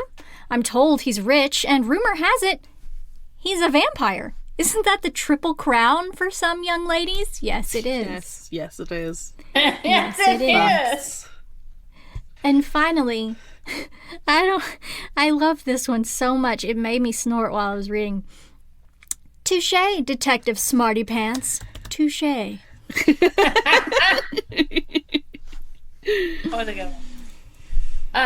I appreciate you all saving the tea one for me. Tea was a process, an experience to be savored, not something to thrown together haphazardly on a diner counter, practically as an afterthought with a random tea bag and whatever warm water was at hand. That is me. In old age, I'm going to be like Maggie Smith in one of those exotic Marigold movies where she's explaining that how to make a cup of tea, and it does not involve a bag of Liptons and tepid water, and I don't have time for all this dipping. And this is not how you make tea. That's gonna be me. Let's see. Actually, it's already me. Let's see. Yes. But the darkness becomes you, Kensington Shaw. Ooh. And then my favorite one, because this is so true. Maniac summer garden creators didn't take off their shoes and socks to dance in the grass once they created them. They invited people in to show off their amazing creations. Because, gardener, I'm a gardener, and I'm like, oh, but you must come see the garden. Bring your wellies. I do appreciate that was included in your birthday invitation. It was like, really? And it was so hot that day, and I look out there and there's just people wandering the garden. I'm like, I can't believe they're out there in this heat. Yeah. I mean, that says something about your garden. What's this? So beautiful. I would have brought wellies and an umbrella to wander. Yeah. Keep the sun off me. Okay. Is it time? Yeah, It's time. Tommy goes.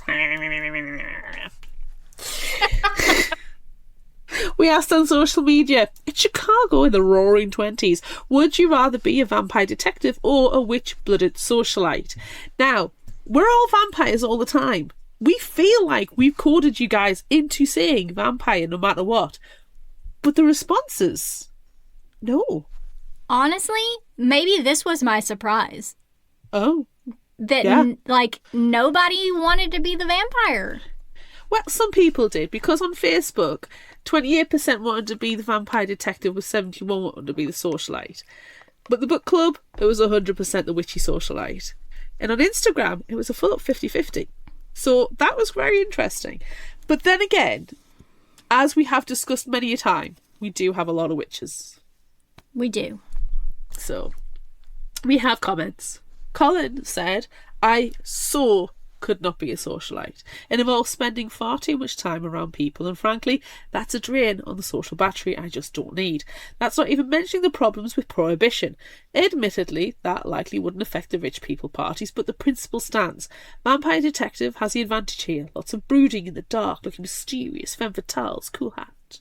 Plus, you can do some good by helping people rather than just partying the night away. Literally, eat the rich. Vampire Detective all the way for me. Yes, Colin. Yes. Drew says, I don't choose the vampire life. It chooses me. True. That's definitely true. Bree says, see, I saw Angel, and he didn't have to deal with nearly as many people as a witchy socialite would. Oh, that's true. I forgot Angel was a detective in his own series.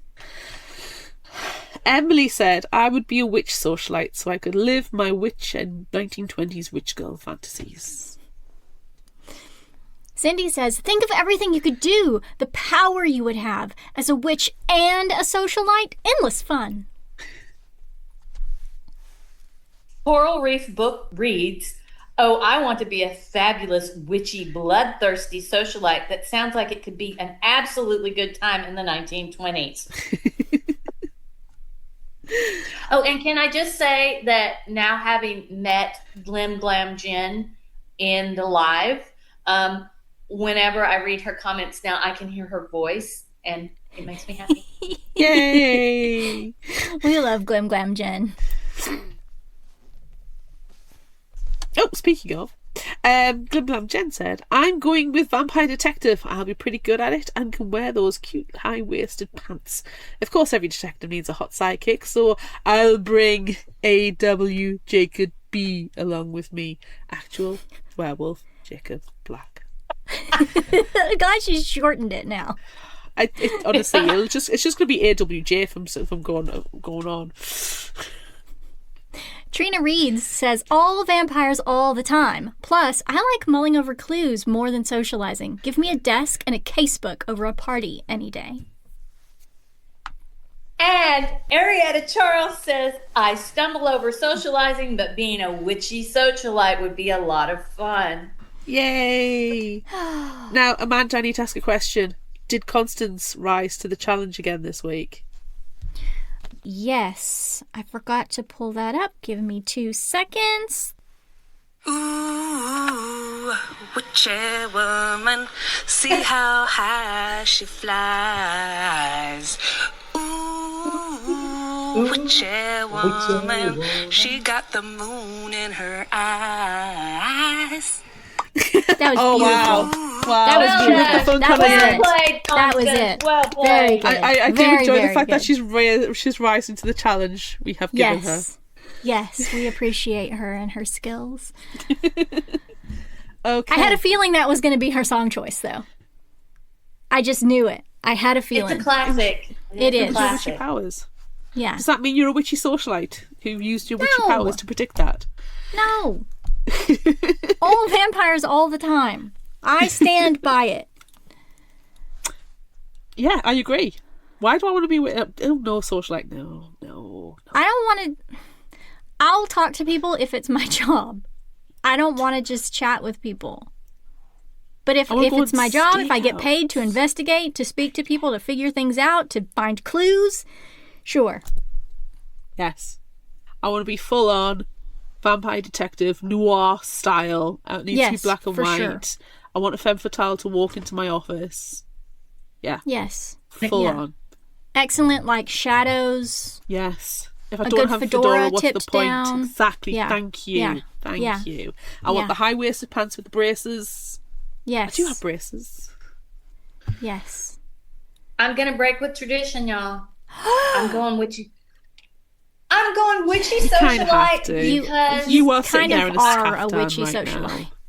I am. Yeah, but if I'm a witchy socialite, when I am ready for people to go, I have a little witchy stuff that just makes them go, "Oh, look at the time! It's time to go." Oh, Yes. Is it Kensington's fog elixir? You just smash a vial on fog appears and it chases everybody off.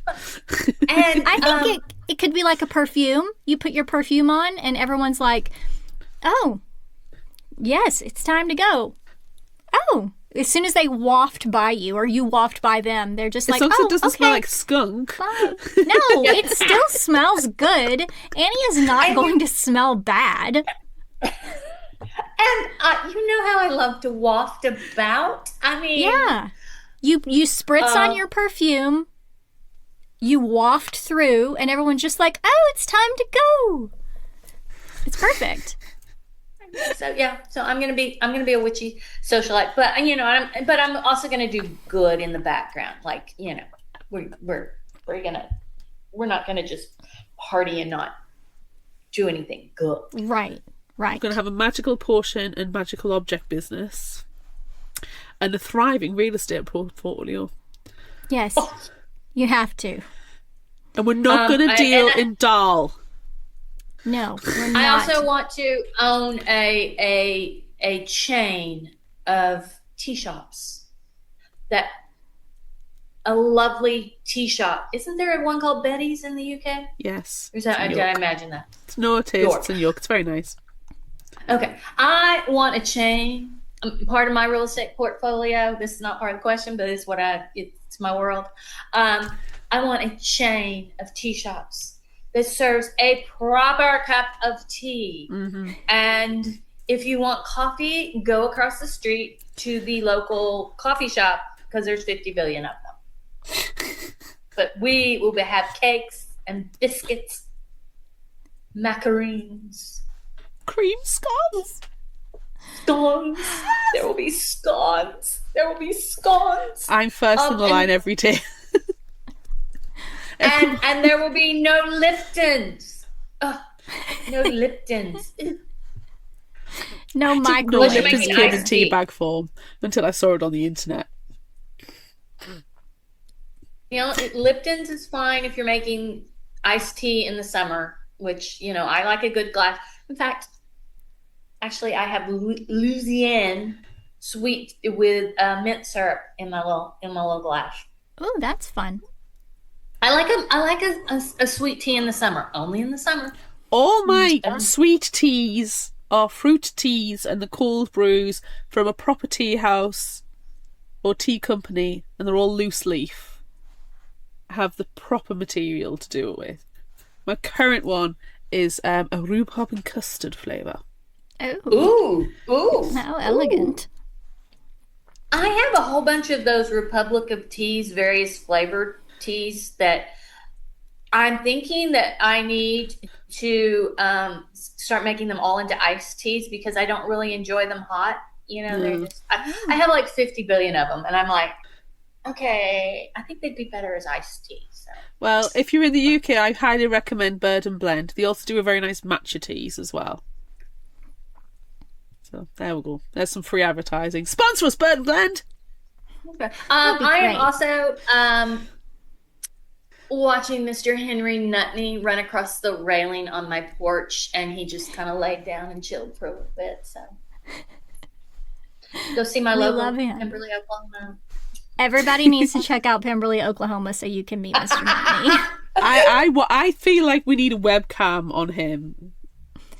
Link to the Yes. link to the Yeah. Pemberley, Oklahoma YouTube channel. Hello. Yes, a that's little just going all the time. Yeah. And then Yes. you pop in with your episodes. Yeah, Yeah. you need to do Or it. you just see Annie wafting by every now and Yes. again. Yes. I may have bought, and it should be here today, a new video camera. Ooh. Very Best Buy fun. was having the 4th of July sale, and I because I'm old, and so here a while back, I know I'm digressing, I went in and I spent some time talking to some 20-year-olds and explained to them what I was doing on my YouTube channel, and they showed me what they thought would be my best project, and I've been keeping an eye on it, and it went on sale, so it should be here this afternoon. Perfect. I'm excited. Sorry.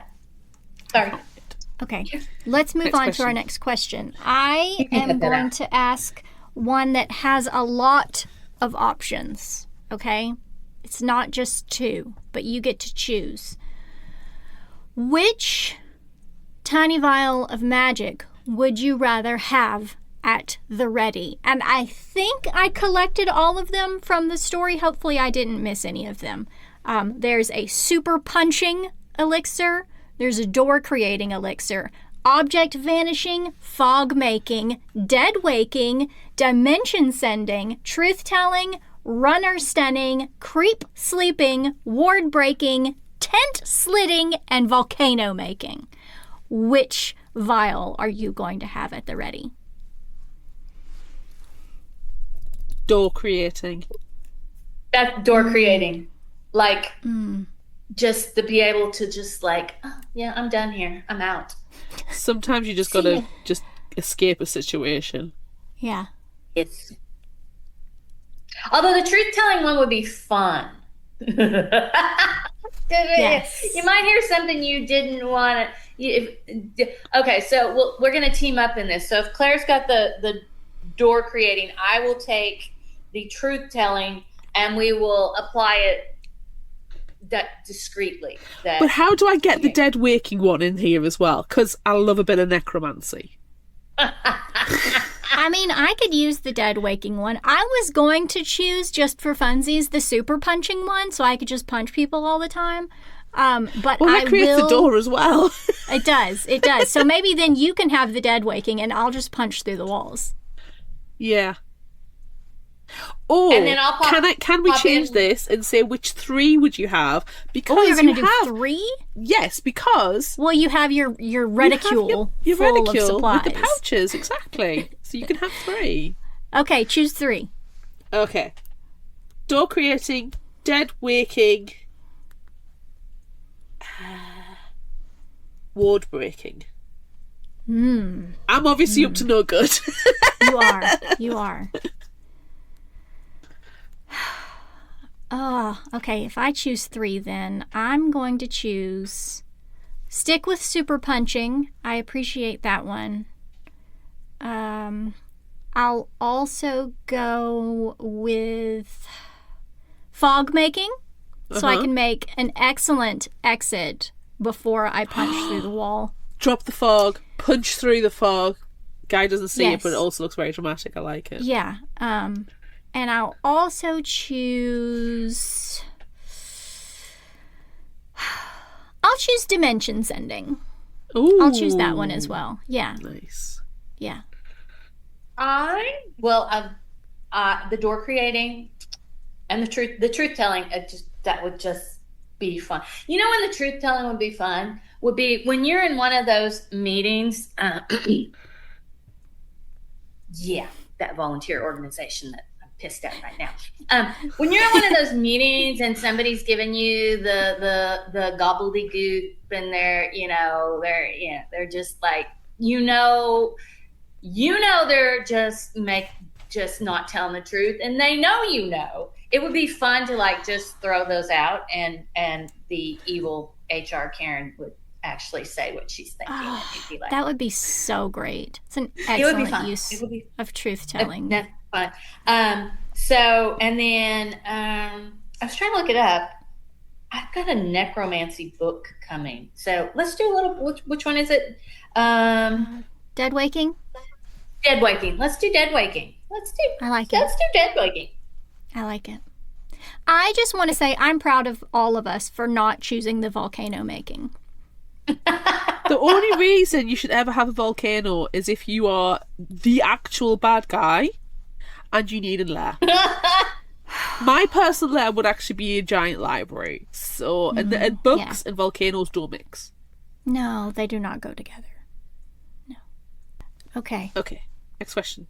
Would you rather live in Kensington's townhouse, Kensington's penthouse in the hotel, or her apartment in the underground? And I think I've got, I can see which one would go with. I already said I want to live in the penthouse in the hotel Because you need servants yes, to because cater to your every whim at all times of the day. Yeah, and it's going to be one of those great hotels where you can get your hair done. There's a florist, there's a candy shop, there's just all the things are there. 24-hour room service. Yes, there is Yes. a couture boutique. And because you own the place, you can waltz in and waltz out and not have to actually pay for anything, because technically you already own it all. Right. Absolutely. What are you going with, Claire? I want to go to the apartment in the underground. No, I'm going to go to Kensington's townhouse because I want this stuff that's in the attic. Oh, Ooh. the attic is very good. Well, you know what? Then I'll have the apartment in the underground. Oh, if we all have And- a different one, then we can Just all visit just. each other. Yeah. And then we'll put on the perfume when we have to kick each other out by 9 o'clock. Yes. Unless it's Yes. pre-arranged sleepover. Yes. We've got it figured out. We've got it planned. It's We're perfect. good. Oh, my necromancy book is called Hopeless Necromantic. It's the start of a series. Oh. It's in. It looks. The cover looks amazing. So we I'll stuck have to that in pull our that up. book of the month. Add it to the list. Add to the list. Okay. Would you rather go to a dance hall and find bodies, or go to a mysterious garden in the middle of winter and find bodies, or go to the woods in the underground and find bodies? Okay. Magical garden. I'm going with the magical garden. Oh, if I go to the woods, and I've got to go to the woods. Yeah, I don't. Yeah. My knees aren't made for woods. But this is Would You Rather. True. You are the lady of your would you rather. I'm going to go to the dance hall, I think, and find the bodies, because I probably shouldn't have found the situation as funny as I did, where multiple people just drop down dead, and then she goes somewhere else, and multiple people just drop down dead. I shouldn't find that situation funny. But as I was once told in the cinema watching a horror movie, and I was laughing, sick bitch. So, I appreciate that. I'll go to the woods. I'll walk through the woods. I'll find some stuff for us in the woods. I'll gather our supplies and things and find a body and explore a cave. I mean, I love exploring a cave. So. and you can actually find the dragon. Yeah, and then I'll ride it. Unless it's a baby one, can I have it as a pet? Yes. Thank you. Yes. Perfect. All right, Annie, what's your question? Now, when I was making this question up, I made it up. It came to me, and then I kept adding thoughts to it. So the original question: would you rather be able to have a magical garden for a short time or live forever and have time to create the perfect garden? And my thought was, I would love to see that magnolia tree that I've planted. I would like to see it 100 years from now. So I'm changing my would you rather to, but also I don't want to live forever. So I was thinking it would be a magical garden, have a magical garden for a short time, or live until you create the perfect garden and then you enjoy it for a week and you're done. And then you are the dead body in the magical garden. Then you are the dead body. And also, I don't want to talk to anybody when I'm creating this perfect garden. Part of the problem with living forever is the world is going to shite. Yeah. And then I'm like, well, and then the whole I want to be a vegan vampire where I eat vegetables. So I'm going to be a vegan vampire I'm going to be a vegan witch creating the perfect garden. And once I'm done with the perfect garden, it'll be, my time here is done. Come please see the garden. I am done. That's very nice. Okay. And you could control how long you live because you're a witch. I mean, you could create the perfect garden in an instant if you wanted to. Or you can spend as much time dealing with it as you wanted to. Gardens are always a work in progress. So, you could stretch. So yes, I spent a lot of time thinking about this question this morning.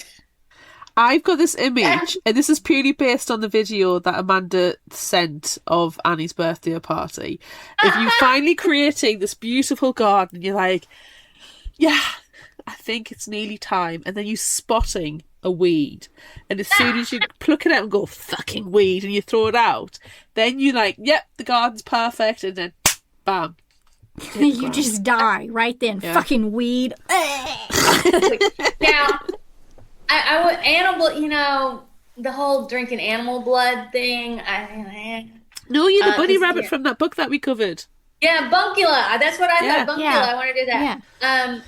Yeah. Because I love my animals. Mr. Henry Nutney. I currently have a little baby bunny rabbit living under my cucumbers. And she's like this big. And she doesn't just, I leave her stuff and her mama comes around and we see her.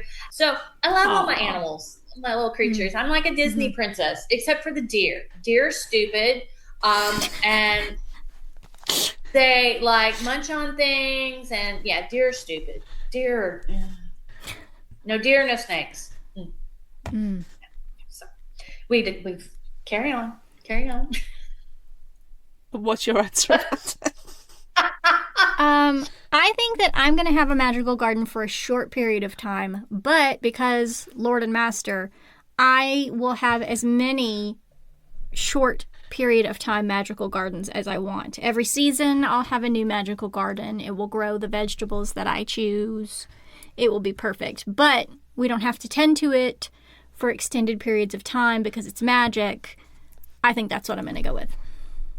And you can have a different color scheme, like there's like you could have a goth garden one year and you could have a purple garden another year. That's what I'm going to do. As time is completely subjective and is a flat circle, as we know. Right. It could just be a season. It could be a year. That short time could be a decade. You don't know. Right. Time doesn't mean anything. No. I'm having a magical garden too because I'm not very good at gardening. We don't have Annie's powers. No, we don't. No. And it would be a blood witch kind of, murder situation in my garden. You would have to make sacrifices for it to function properly. It would be a body form, let's face it. And the authorities would not be pleased. But it might get a vampire detective to come knocking on my door. Ooh. Worth it. Worth it. But I'm still going to have just the magical garden. I'll just have some random randos. Yeah, that's going to happen. Yeah. You know, my house has like this like closety thing on one spot that has like a water heater or something. I don't even know what all's in there. It's like it's for to get in and maintain something. And I was super disappointed when I found out that it wasn't a secret passageway, because I was like, see, this is what I keep saying. There wouldn't be. I wouldn't tell anybody I won the lottery, but the signs would be there. E.g., yes, the Bell Lottery library with ladder, the secret passageways. Yes. I am surprised, Annie, that your house does not have at least one secret passage. I was really disappointed about that. I really was. It kind of makes me think of the house from Clue. Yeah. There needs to be a secret passageway in the conservatory that leads to the library. Absolutely. And the whole just get working on it. And himself needs a new project. Oh yeah, he always needs a new project. Yeah. And then you get your butler. Also in the you won't know I've won the lottery, but you'll know is when I have like an entire collection of Catherine Delish gown robes that I am just wafting about in. Like I have, every season of colors and and stuff like that. We'll be able to know, and also listeners to the show will know. Yes, but everybody will be following Instagram at this point and going, "Is she wafting again?" She's and wafting this is again. a different robe. Is she wafting again? Yes. I haven't really done any wafting on my YouTube channel, and I feel like I should do that before long. I feel like you should. I feel like you need a waft. waft. It is a little warm for a waft, though. Yeah, I mean we gotta wait for it to cool down. We did do the garden tour in our Jane Austen costume, and the part 2 of that's coming up. But but man, the neighbors driving by on their golf cart really slow to like, what is she doing out there? You need to waft on a foggy evening as well. As the sun's setting and it's starting to get misty and foggy, you need to do some wafting. Yeah. Or like Miss Gail says, she's going to go on a cruise and dress in white and only come out from time to time to just waft about across the Thames. Yes. Yes, I'm going to waft. It's perfect. # goals. Okay. I think that's the end of Would You Rather. So now we should move over to If You Liked This, Try This. Annie, do you want to suggest yours first? I will, and I didn't mention when Claire you were talking about the vibe of the story and whatnot, and the nods to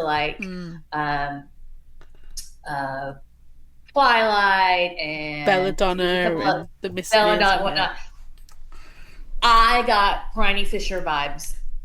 I love the Priney Fisher TV show where she's solving murders and she's got the bright red lipstick and all the fabulous outfits.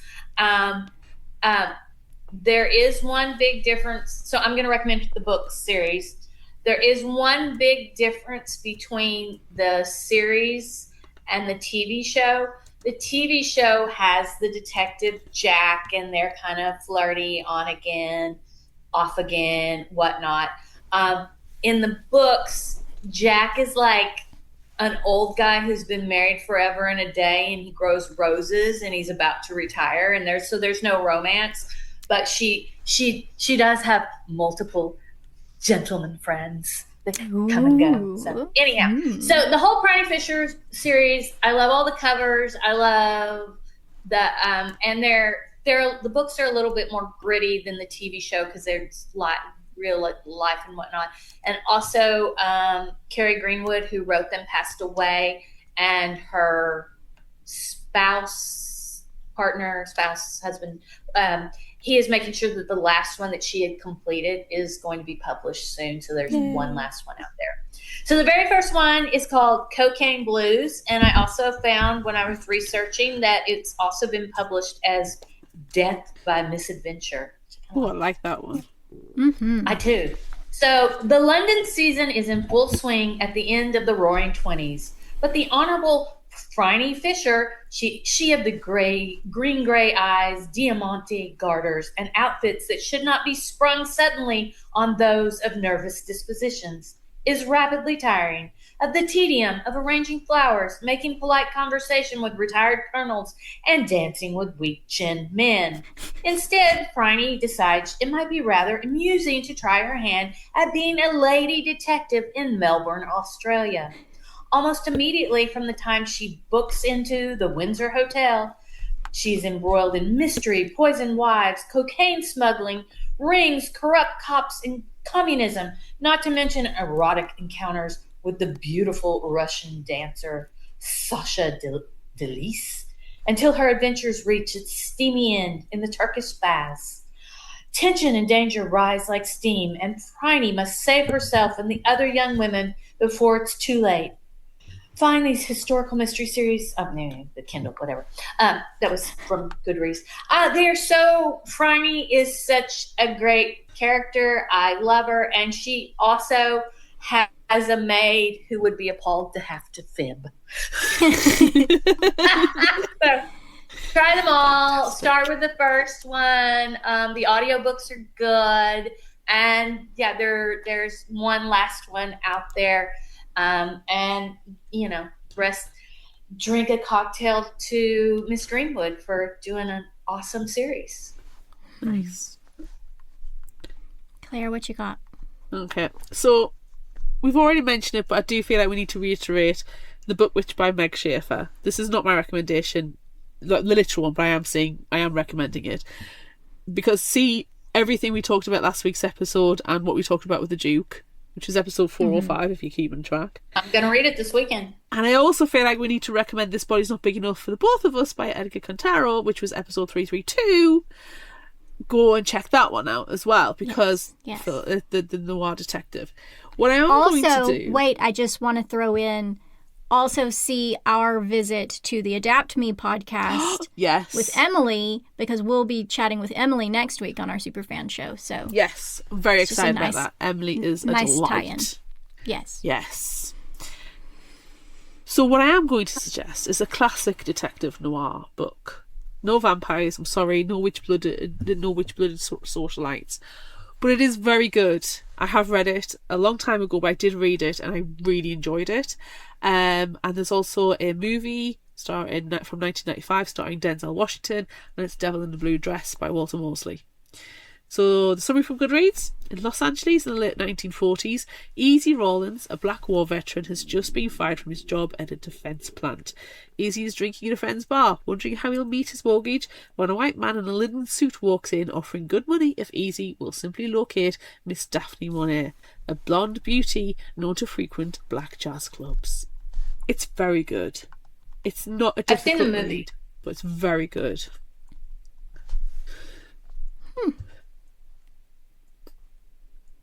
Well, What do you I'm got? going to suggest one. It's called This Ravenous Fate by Hatley Dennings. And it sounds very good. Haven't read it, though. So maybe we can add it to a list, a long, long list of books to read in the future. This is a duology as well, which everyone knows I love a duology. We love a duology. Exciting. It's 1926, and Reapers, the once human vampires with a terrifying affliction, are on the rise in New York. But the Saint family's thriving Reaper hunting enterprise holds reign over the city, giving them more power than even the organized criminals who run the nightclubs. 18-year-old Elise Saint, home after 5 years in Paris, is the reluctant heir to the empire. Only one thing weighs heavier on Elise's mind than her family obligations: the knowledge that the Harlem Reapers want her dead. Layla Quinn is a young Reaper haunted by her past. Though Reapers have existed in America for 3 centuries, created by New World atrocities and cruel experiments, Layla became one just 5 years ago. The night she was turned, she lost her parents, the protection of the Saints, and her humanity, and she'll never forget how Elise Saint betrayed her. But some Reapers are inexplicably turning part human again, leaving a wake of mysterious and brutal killings. When Layla is framed for one of these attacks, the Saint Patriarch offers her a deal she can't refuse: to work with Elise to investigate how these murders might be linked to shocking rumors of a Reaper cure.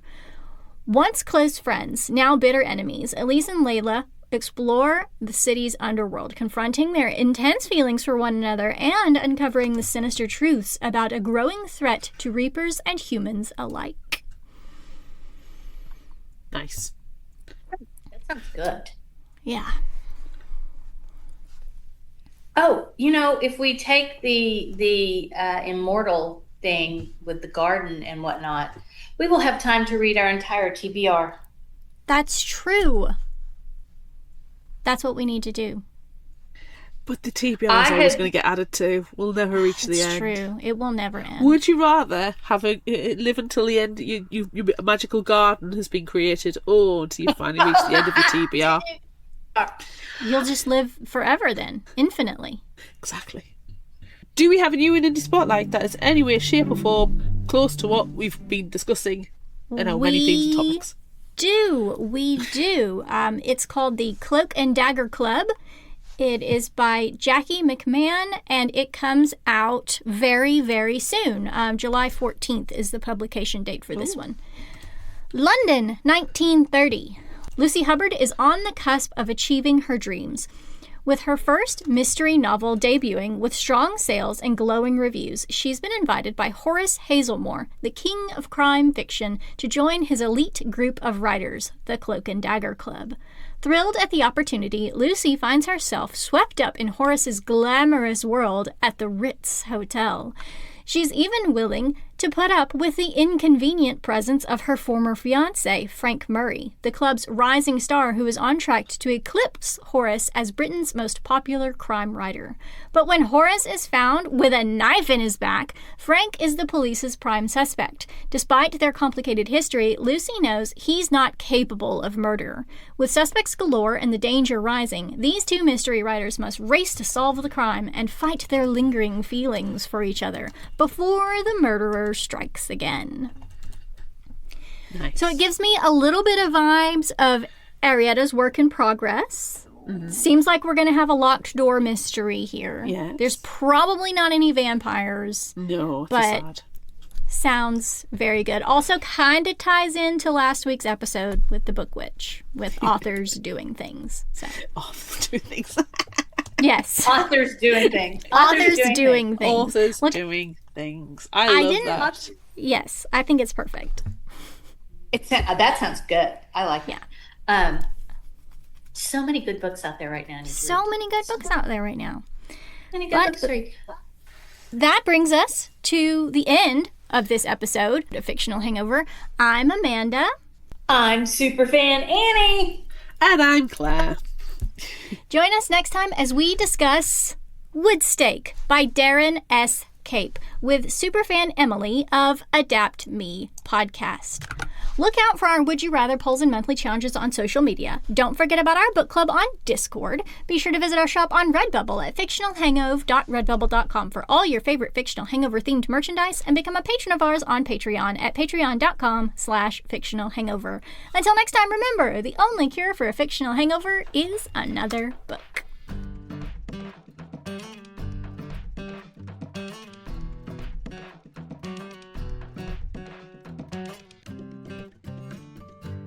You can find us at fictionalhangover.com and follow us on all social media at Fictional Hangover. If you like this episode, check out our others and be sure to rate, review and subscribe so you don't miss out. Thanks for listening.